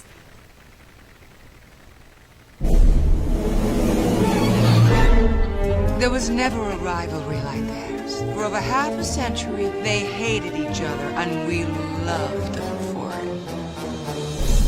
it. They only ever made one film together. Whatever Happened to Baby Jane? I'll get you the perfect co-star. What do you have in mind? Betty, I promise you this is going to be the greatest horror movie ever made. Why this picture? We feel like Crawford and Davis may be a little long in the tooth. Why don't we go just a little bit younger? You want me to work with her again? Are you crazy? Never! Never again! Care to comment on the fact that Miss Crawford says you look old enough to be her mother?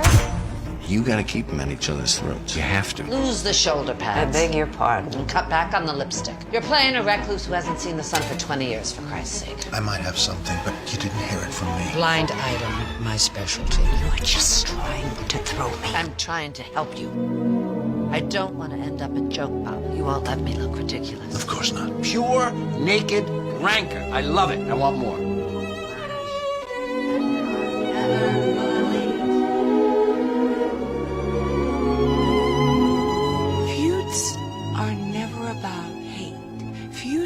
About pain. And action. Oh, God, I barely touched her. Did you get it?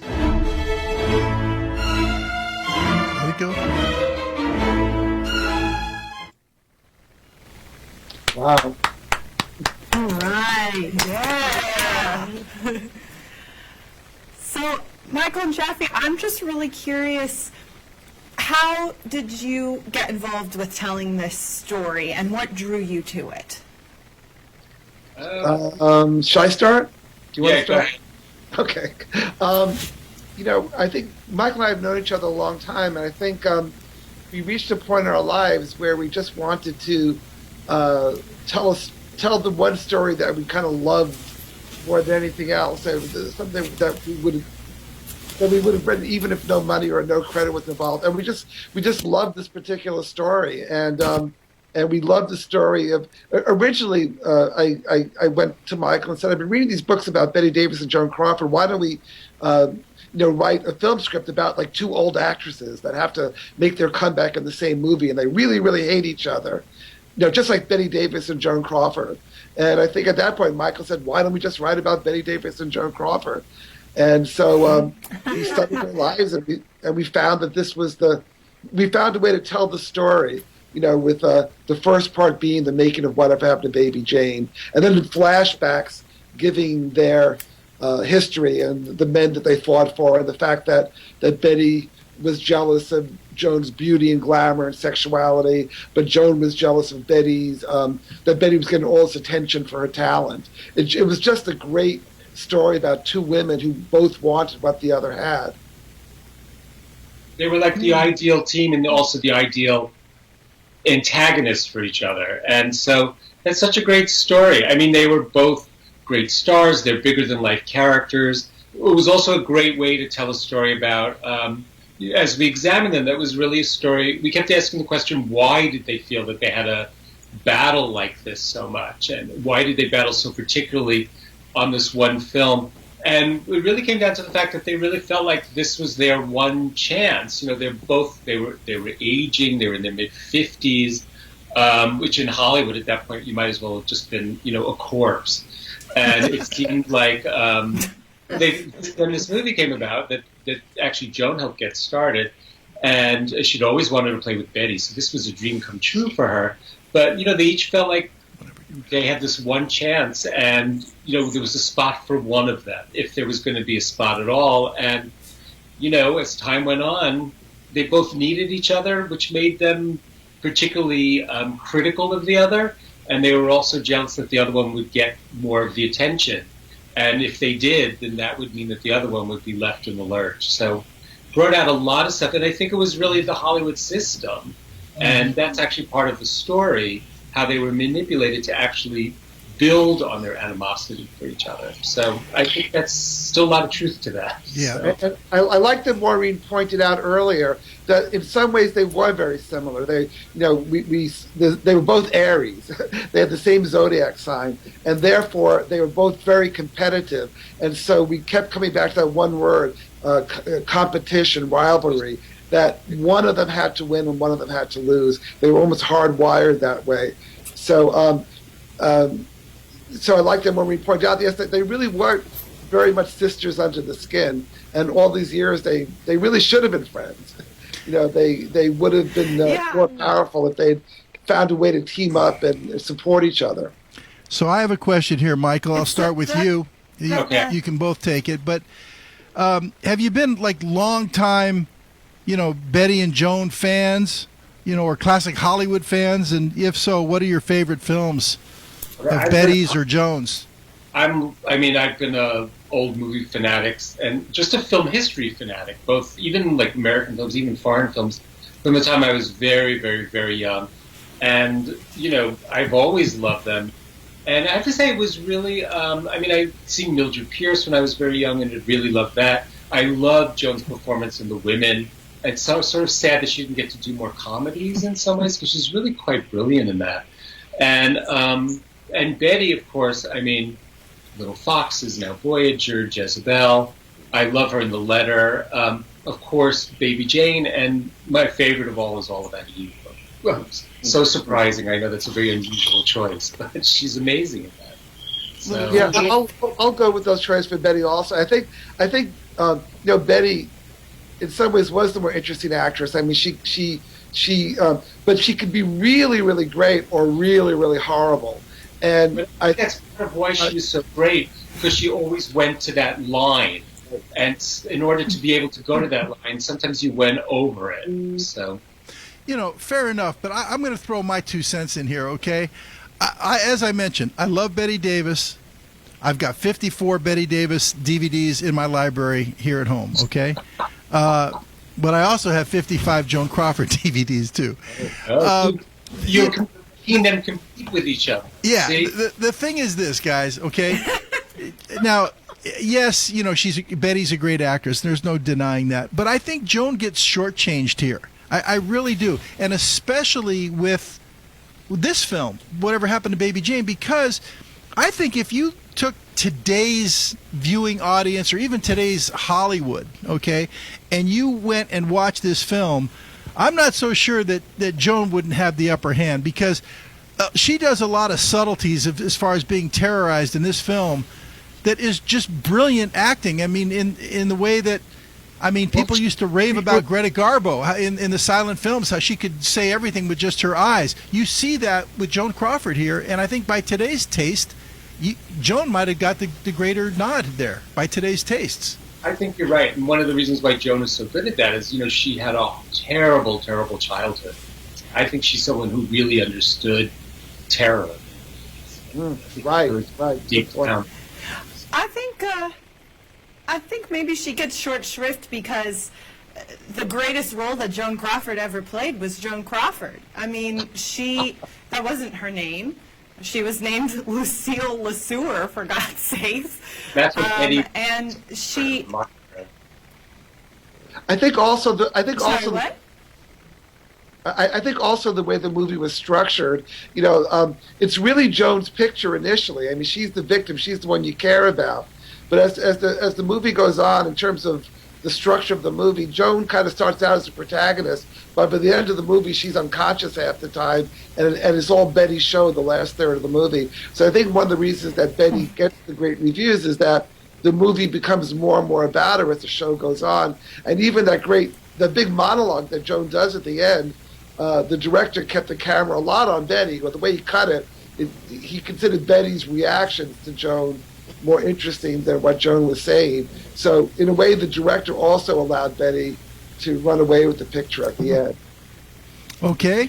And I think it's just kind of what you prefer in a way, because Bette Davis was notorious for taking it to the limit and really wanting to uglify herself and dive into the intense psychological side effects of these roles and backgrounds of these characters.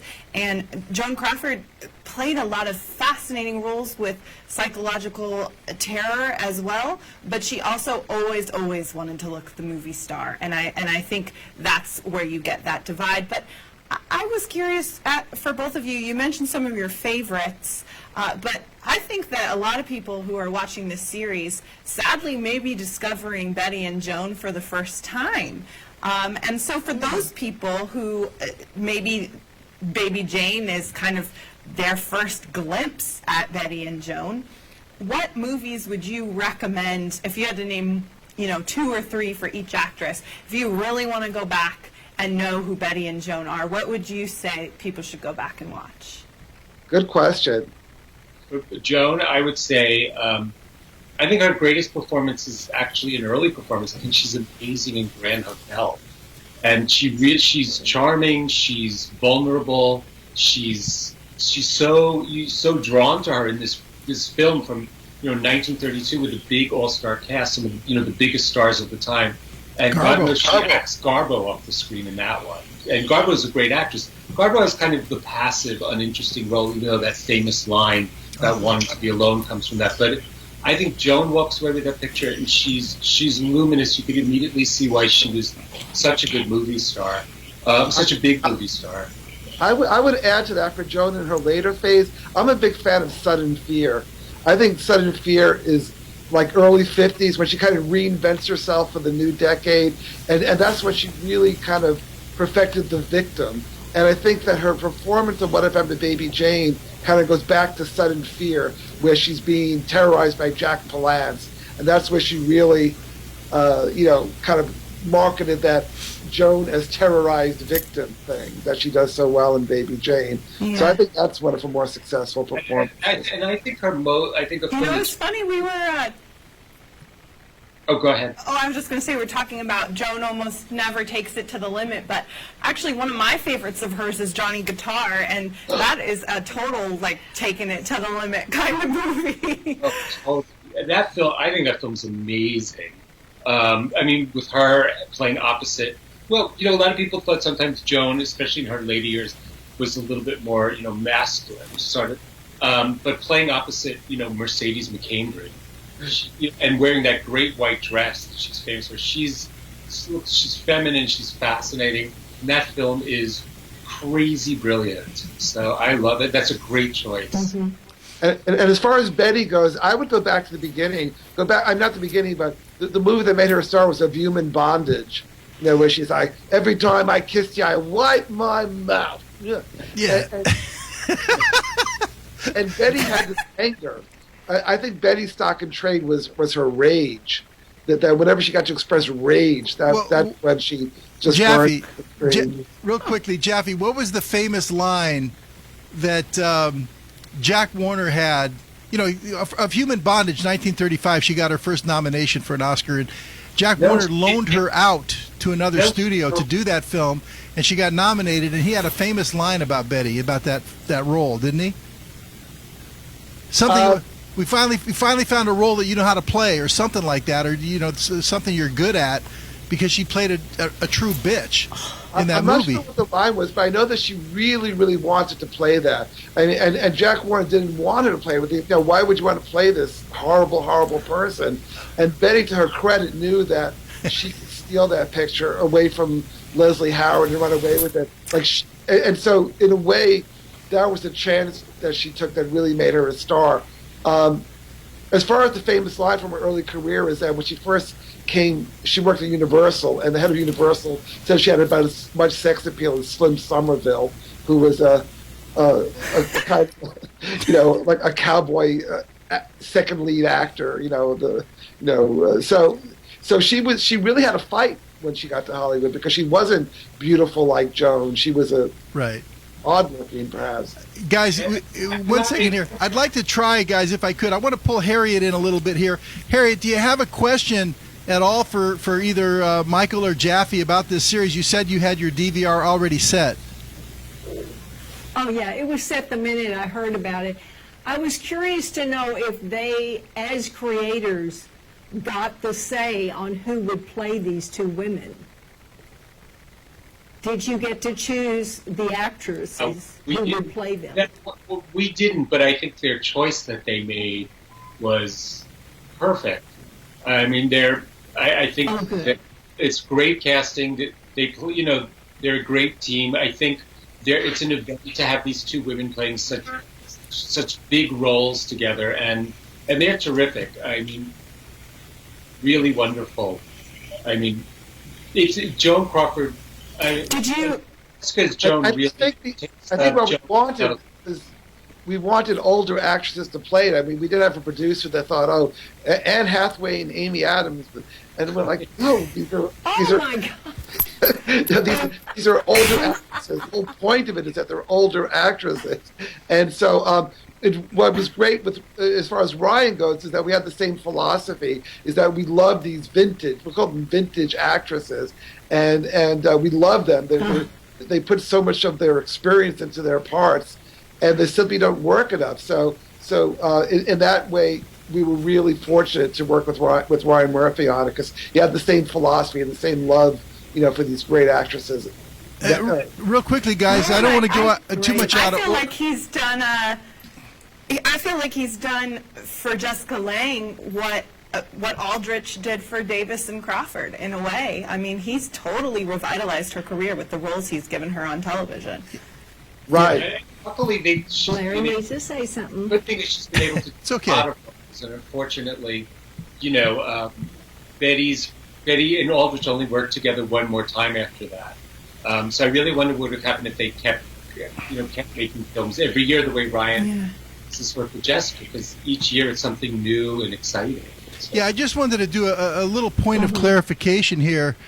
particularly for Harriet by her question about did you have a choice in the casting or that kind of a thing, and to turn it into a question for you guys is Jaffe and Michael wrote a screenplay for a movie for Feud, and it has since been morphed into a 8-part TV show.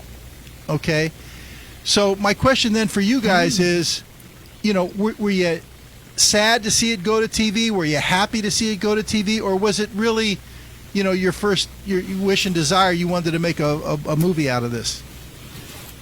Our fantasy had been the movie. And, we were really proud of our script. It was on the blacklist, and it really, had a huge impact on us. And, of course, that was the fantasy, and that's what Ryan wanted to be for a long time. But, like so much has turned to television now. Great work. Some of the best work is being done on television. So when we heard about it, that this idea, we love the idea. We think it's great, and we got to write. We got to write on it, and we love doing that. So, it wasn't our original fantasy, but I think it's morphed into something really wonderful. And maybe in a way, you might be able to get even more in depth because now overall you have 8 hours instead of maybe 2.5, right? And we're also a much bigger audience, which will really be nice. I think Ryan Murphy has such a name and such a following that I think that Feud, the whole Betty and Joan thing aside, which itself, of course, is an event, it brings a lot of people into it. Yeah, I think what works out really well is that, again, one of our goals for doing this is that we love Betty Davis, we love Joan Crawford. We wanted a new generation to appreciate them the way that we did. And so it was just so great to see this interest in them because they were one of a kind. And I don't know if we produce movie stars like that anymore with that kind of larger-than-life glamour. Well, wow. I was curious for both of you, when you first started working on this project and throughout it, if you felt or been concerned in your fandom for Crawford and Davis that they've been overshadowed by this camp image that really kind of originated with this film in some ways. And also, a lot of the Feud, as it were, is hearsay and Hollywood gossip, and it's hard to nail down exactly what happened. And of course, Davis was not always the most reliable source about her own life.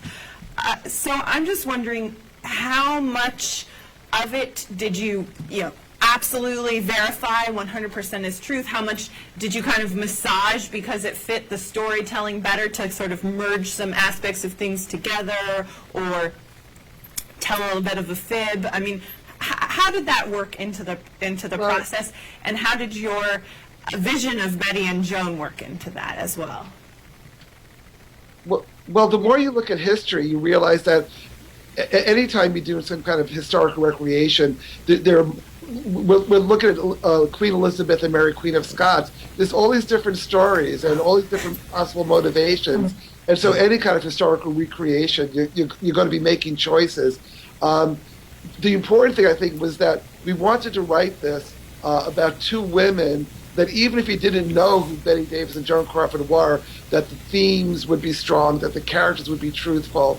And so and in order to do that, you have to write the conversations that are not recorded, that could have happened. And so being historically accurate wasn't as important as being dramatically accurate. And also being truthful to the spirit of the characters and the relationship. And really, ultimately, we had to treat them like characters. But, that the fun of doing it this way, instead of, let's say, a documentary, is being able to dig underneath them emotionally in a way that, so it's not about facts, it's about humanizing them. That was fun. Well, listen, guys, we have Buzz standing by. We're not going to end this segment yet. This is just too juicy. This is just too much fun for me. I've got a bunch of questions I want to ask you. We can't get to them all, but we got a great question from our audience, winner here. I'm not going to get to it yet because I know that Mo had her favorite question to ask. I'm going to let you do that now, Mo. Well, in digging into their humanity and getting under them, I gotta know, are you guys Team Betty or Team Joan? Great question. Oh, God. I'll start. I can start with that. From doing the research, I got to like Joan a lot better. Yeah. And I'm really glad that we kind of rescued her from that mommy dearest gargoyle thing. She was actually very well liked. Thank you. She was very well liked. Oh, yeah. And very well respected. And I think that in terms of, and she was a nicer person than Betty. Betty was sadistic and kind of mean. And Joan made, and another reason I'll vote for Team Joan is that she really came from less than nothing. And she built this whole thing, and that took a lot of courage, a lot of determination. Betty, in a way, had an education, had a mother who supported her, had some emotional support, where Joan just had nothing.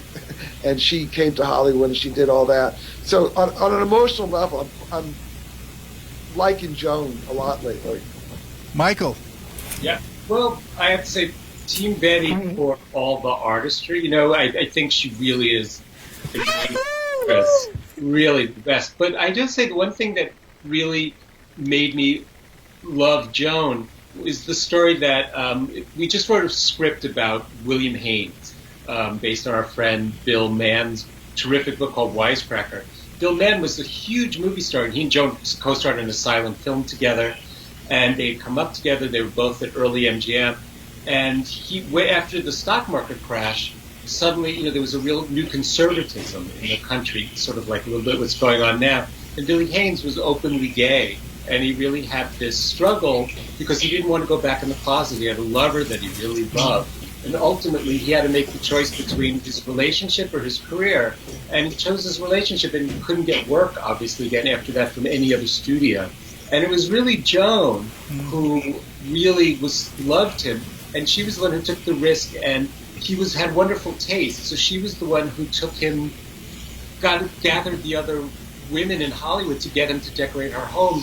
And ultimately, William Haynes became one of the most important interior designers of the 20th century. Awesome. So, what a fantastic story, Michael. I love that. It is. Wow. I'm curious, while you were writing, if there was anything you learned about either of them that really surprised you or shocked you. That's a good question. Well, that story right there might have been one. I mean, that was a pretty darn good story. I think also I really loved, I was really touched by her relationship with Gary Merrill. Because I really, during that, they co-starred in All About Eve, and then, it was like she was playing another role when they got married, because she really tried to have this, the normal family with him. And, it was so interesting to see how she, they had the house in, on the East Coast, in the country, and, she baked pies, and, it's just I love just that image and the vulnerability it would have taken for her to do that. But my favorite bit about it was when she started to get bored, she and Gary went on the road in a show where they read the poems of Carl Sandburg, and she thought he was terrible. Even though they were together, she had him fired and replaced with Barry Nelson. Well, she, again, we were talking about how similar she and Joan were, and I think in their love lives as well, they were both married so many times and really wanted to have families, wanted to have this ideal vision of family life that women of their era were supposed to have, and adopted children to try to accomplish that as well, and had all these failed marriages that they tried really hard to make work, but ultimately didn't because of the type of women that they were. And then really sadly in life were both betrayed by their daughters, who wrote horrible books about them. Crawford, thankfully, after she was dead, but Betty Davis's daughter did it while she was still alive. And I love, Jaffe, that you were saying that it's a shame that they never realized how much they had in common. I think it brings so much poignancy to that last line that Davis has in the film there with, oh, you mean all this time we could have been friends? I feel like that's true for Betty and Joan, too. And I kind of think Betty maybe realized that a little bit at the end of her life, because she did talk a lot about how awful Mommy Dearest was and how badly she felt for Joan and Joan's memory after that. So maybe she had a little bit of that moment herself towards the end of her life. And you know something? We think maybe they were slightly better friends or better friends than they're reported to be. I mean, one of the inspirations for our film script was that there was this photograph taken on the set of the two of them laughing and joking together. Now, you have to realize that they're both pushing 60 at this point, and who knew them in their glory days but each other? Who could they share stories with? So who knows what they were saying? But there was this one photograph where they're relaxing and they're both laughing. I think Betty had just said something funny and Joan's laughing, and Betty's satisfied that she had made Joan laugh. So I suspect that they had some good moments, although that wasn't what the press wanted to hear. You know, they wanted to hear how they were fighting, and they were wickedly funny about each other. You know, Betty said of Joan, well, you know, I've had sex too, maybe not as much as her, but who finds something working at the cat house had as much sex as Joan? I mean, so in a way they were playing parts where Joan was the one who had a lot of sex, Betty was crazy and miserable and ugly, and so they created these caricatures of each other and played it for the press. But I think down deep there was some respect. We hope. They had respect for each other. In fact, when they were making Hush Hush Sweet Charlotte, Betty Davis got Joan fired from that movie because she was a producer at that point. But there was one moment where Joan arrived when she was playing the part before she got fired. She arrives at the plantation, gets out of a taxi cab, opens up her purse, fixes her lips, closes the purse, and gets back, and then starts walking up towards the plantation house. And Betty did not know how she did that, you know, because it takes a lot of skill to act for the camera in a certain way. And Joan had 35 years of experience at that point, knowing where the camera was, knowing how to make her gestures economical for the camera. And Betty realized that about Joan, that she realized that Joan was a professional, and that was Betty's biggest compliment, if you were a professional.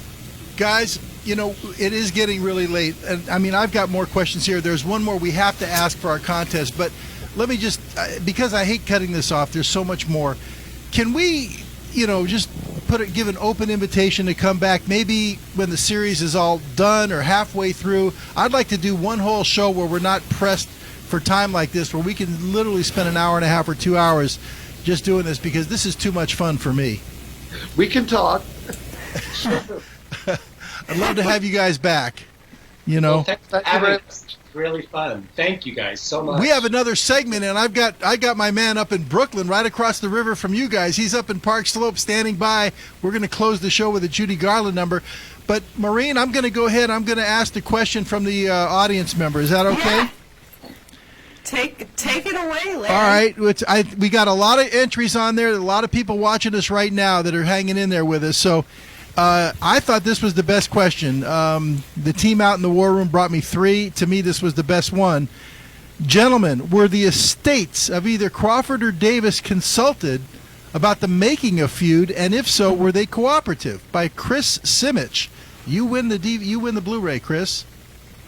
If they were, we didn't know anything about it, and I don't know exactly what the story is behind that. That was done through the production, you know, whatever production stuff. That's a good question, though, because still around. I do have to say, though, I follow the Betty Davis estate on Twitter, and I noticed they were tweeting about the show this week, and they did say, you know, we didn't personally, and in fact, I think her son, Michael, was the one directly tweeting on the account this week, and he was saying, we didn't have anything to do with the project, but we wholeheartedly support it and encourage you to watch, and we're glad that Betty is back in the news and the public eye. How about that? Great. We're very happy about that. Okay. During some of this, I met with Christina a couple of times, actually. The daughter, Joan. Because she was really trying to support the Billy Haynes story, because Billy had been so important to her. She called him Uncle Billy. So I just want to say that I know that, you know, you kind of said that. I just want to say that I think she's a really, really terrific woman, and I think that, you know, what she went through was really intense. But we didn't deal with that in this story at all. Of course, ours was really about the the other Joan, which is, the great movie star, the wonderful actress, and, the bitch who opposed, Betty and stuck through it with this whole film. Well, Michael and Jaffe, thank you so much for joining us tonight. I hope it won't be the last time.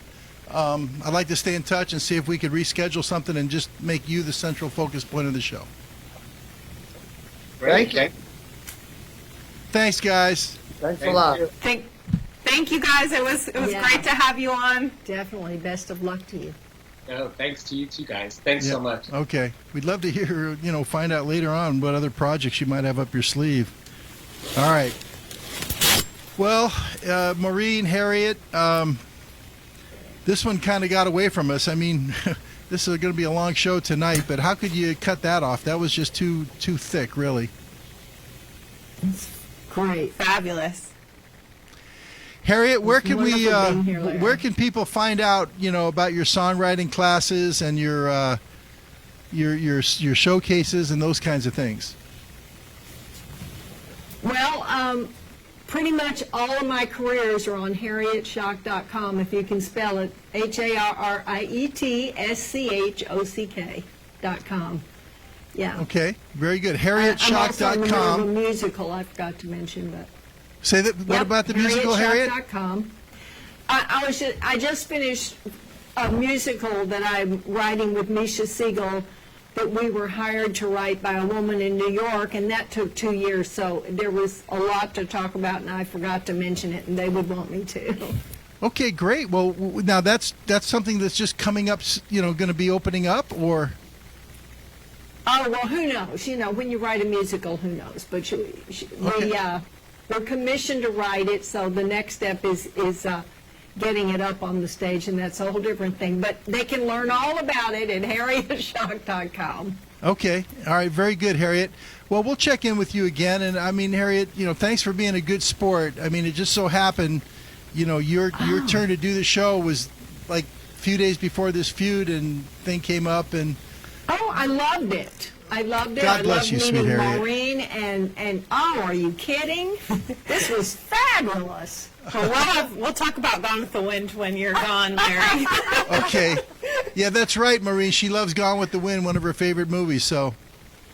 Yeah, Betty Davis was up for the part. We know. I'll tell you, I personally like Jezebel better than Gone with the Wind, okay? I'll take Jezebel, but that's me. All right, guys. Until next time, Maureen, thank you so much. Good night. All right, guys. Good night, guys. Good night. Ronnie, I think we need a quick 1-minute break. When we come back, I can settle down and talk to my good friend Buzz Stevens from New York. Chillin' with Larry Magen.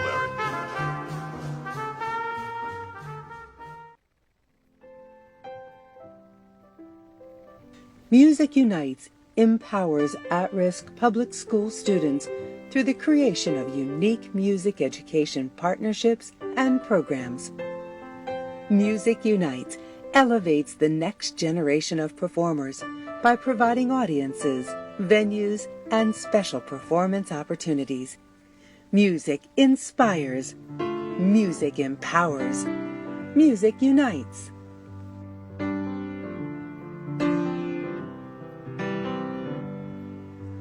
Night Owl TV proudly supports Music Unites. To lend your support, please visit musicunites.org.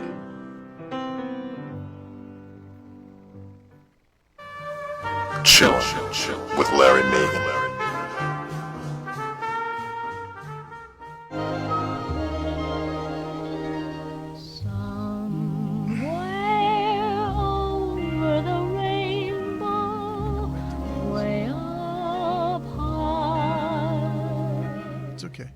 Hey there, Larry.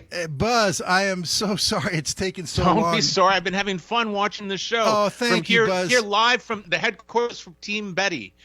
Oh, okay. I'm Team Joan, you're Team Betty, but I love Betty too. I've got 54 Betty Davis movies, okay? So I love her too. I heard.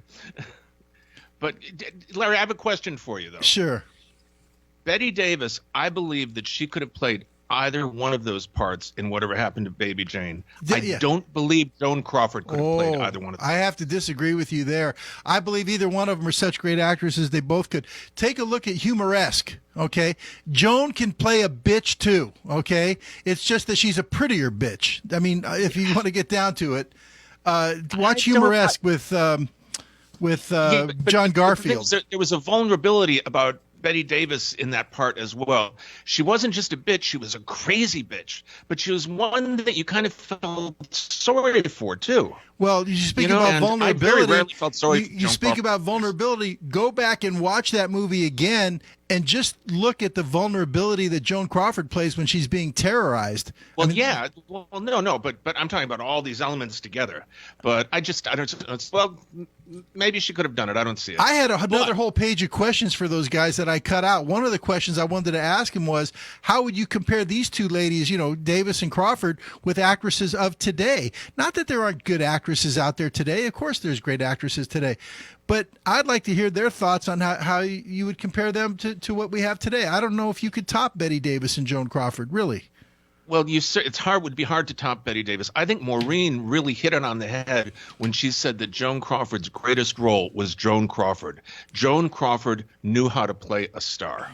And Betty Davis was a consummate actress. But Joan Crawford came first. I think the part came second. But she was great. She was fascinating to watch in all of her movies. I got to give Joan Crawford all the credit in the world. And I love Joan Crawford movies. I think that she was campier before Whatever Happened to Baby Jane. I think some of those 50s movies were pretty campy. But I think along with Maureen and I are on the same page tonight, because I think one of her greatest roles was Johnny Guitar. That is a movie I absolutely love. Mercedes McCambridge. Speaking of feuds, Mercedes McCambridge and Joan Crawford had a huge feud on that film.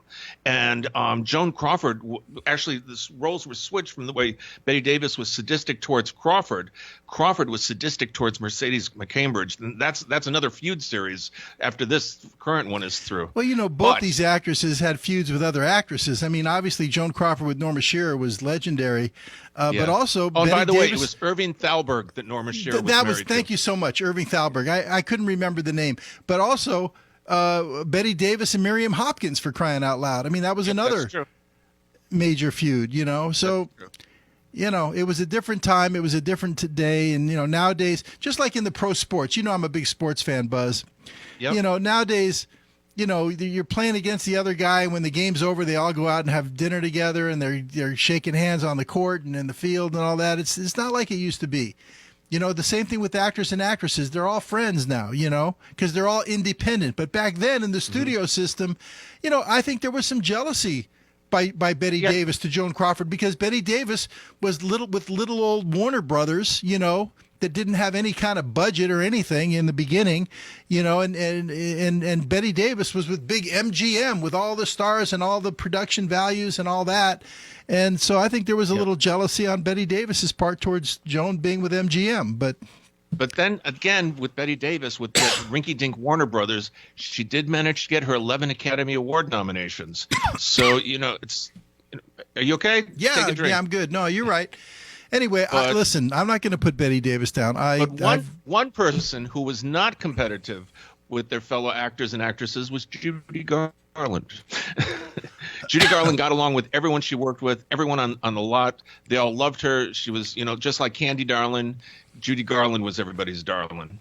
Yeah. And tonight, I know you build it as something ultra special, but I hope people didn't get the wrong idea. We have nothing very rare, but we have a classic clip that I tried to think of something that would tie in with Whatever Happened to Baby Jane. And I thought of Betty Davis's big number, I've Just Written a Letter to Daddy. And that made me think of Judy Garland's star-making turn, which was Dear Mr. Gable, when she wrote a letter to Clark Gable and sang to him.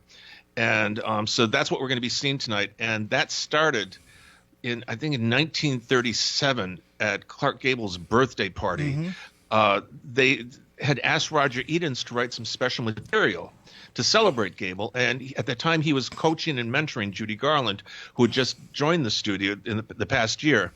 And so he took an old song that was written by Jack Monaco and Joe McCarthy, not that Joe McCarthy, but another Joe McCarthy. And he added some special lyrics, and Judy went out and she performed it at Clark Gable's birthday party, and everybody loved it. The executives loved it. The stars loved it. And I think we have a clip of it, coming up.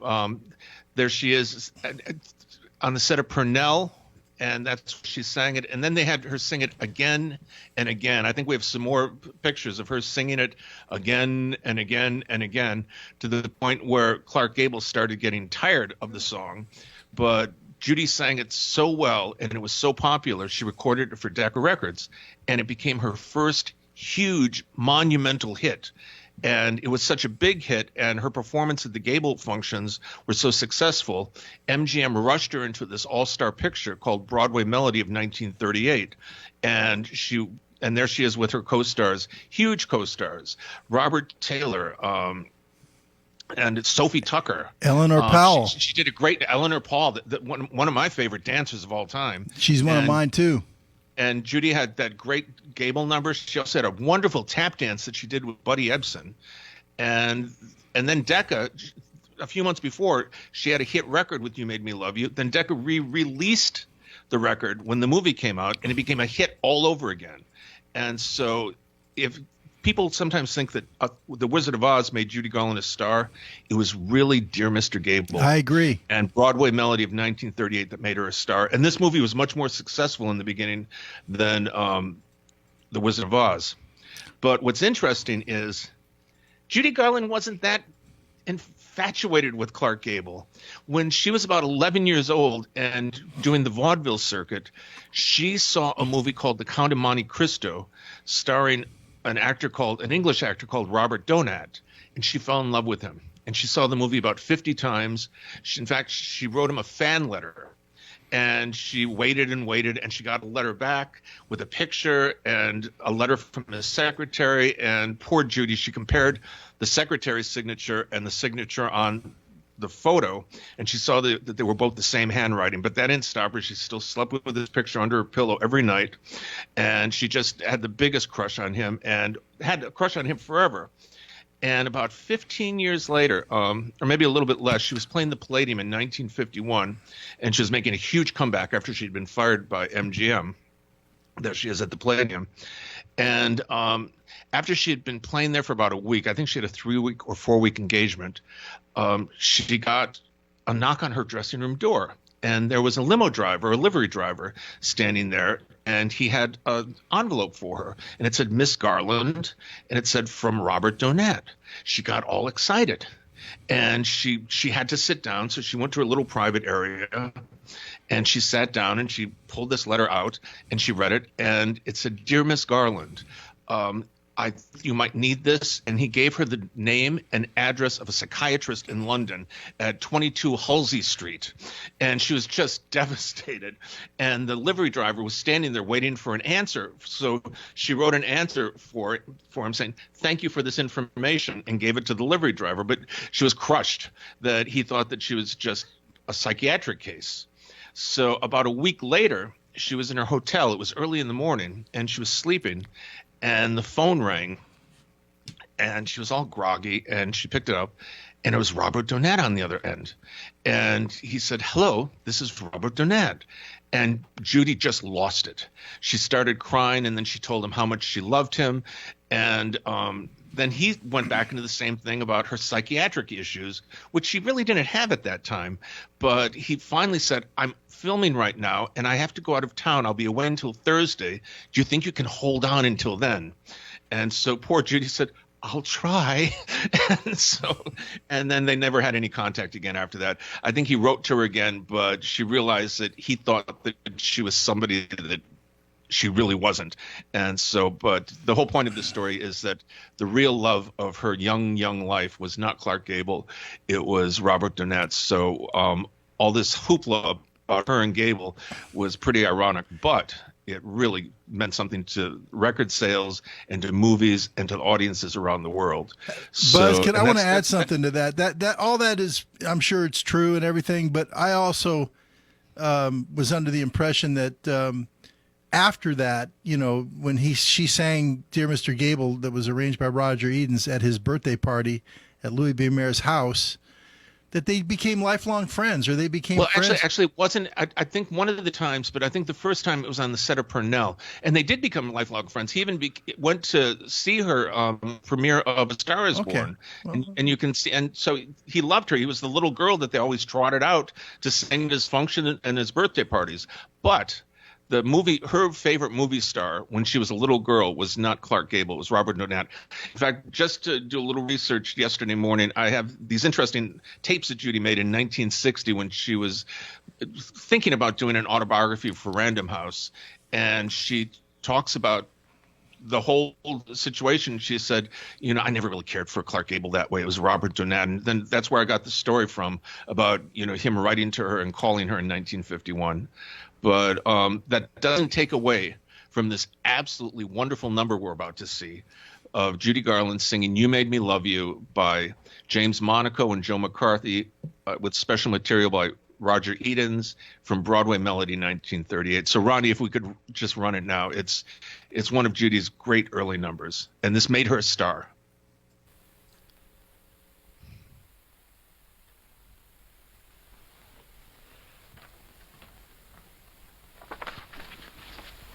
Betty, what have you got there? Nothing, Mons. Come on now, let me see it. Come on now, let me see it. Sincerely yours, Clark Gable. So you've been writing to the actors again, eh? Well, I'll put a stop to that. Oh, Ma, I paid $25 for that picture. First it was Donald Duck, and now it's Clark Gable you're crazy about. Now look here, young lady. You stop thinking about these moving picture actors and you go right to sleep. And mind you, no dreaming about them either.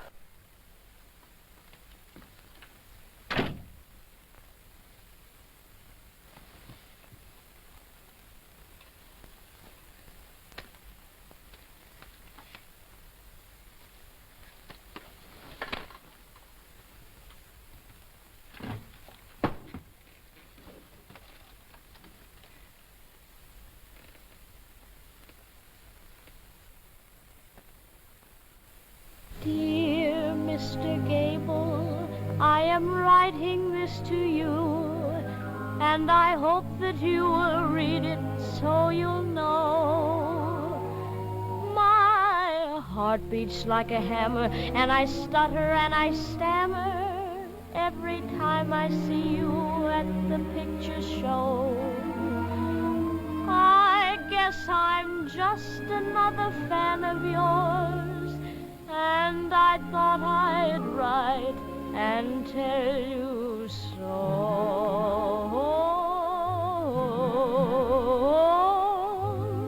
You made me love you. I didn't want to do it. I didn't want to do it. You made me love you, and all the time you knew it. I guess you always knew it. You made me happy sometimes. You made me glad. But there were times, sir, you made me feel so sad. You made me sigh, 'cause I didn't want to tell you, I didn't want to tell you. I think you're grand, that's true, yes I do, deed I do, you know I do. I must tell you what I'm feeling. The very mention of your name sends my heart reeling. You know you made me love you.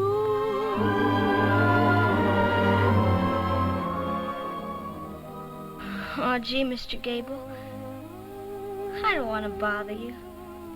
I guess you got a lot of girls to tell you the same thing. And if you don't want to read this, well, you don't have to. But I just had to tell you about the time I saw you, and it happened one night. That was the first time I ever saw you. And I knew right then you were the nicest fella in the movies. I guess it was because you acted so natural-like. Not like a real actor at all, but just like any fella you'd meet at school or at a party. And then one time I saw you in a picture with Joan Crawford. And I had to cry a little. Because you loved her so much. And you couldn't have her. Not till the end of the picture, anyway. And then one time I saw you in person. You were making a personal appearance at the theater, and I was standing there when you got out of your car, and you almost knocked me down. Oh, but it wasn't your fault. No, I was in the way. But you looked at me, and you smiled. Yeah, you smiled right at me as if you meant it. And I cried all the way home just 'cause you smiled at me for being in your way. Oh, I'll never forget it, Mr. Gable. Honest Injun, you're my favorite actor. I don't care what happens, let the whole world stop. As far as I'm concerned, you'll always be the top, 'cause you know you made me love you.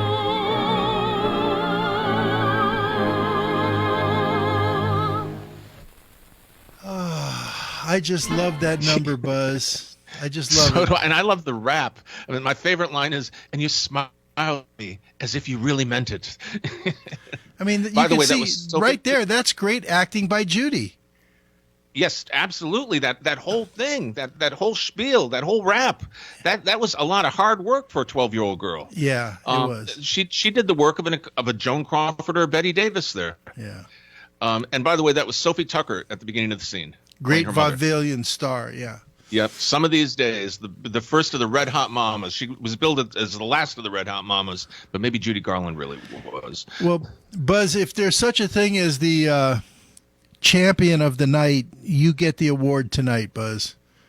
You're the champion of the night. Oh, I don't know. You've had one heck of a show. No, but I mean, just listen.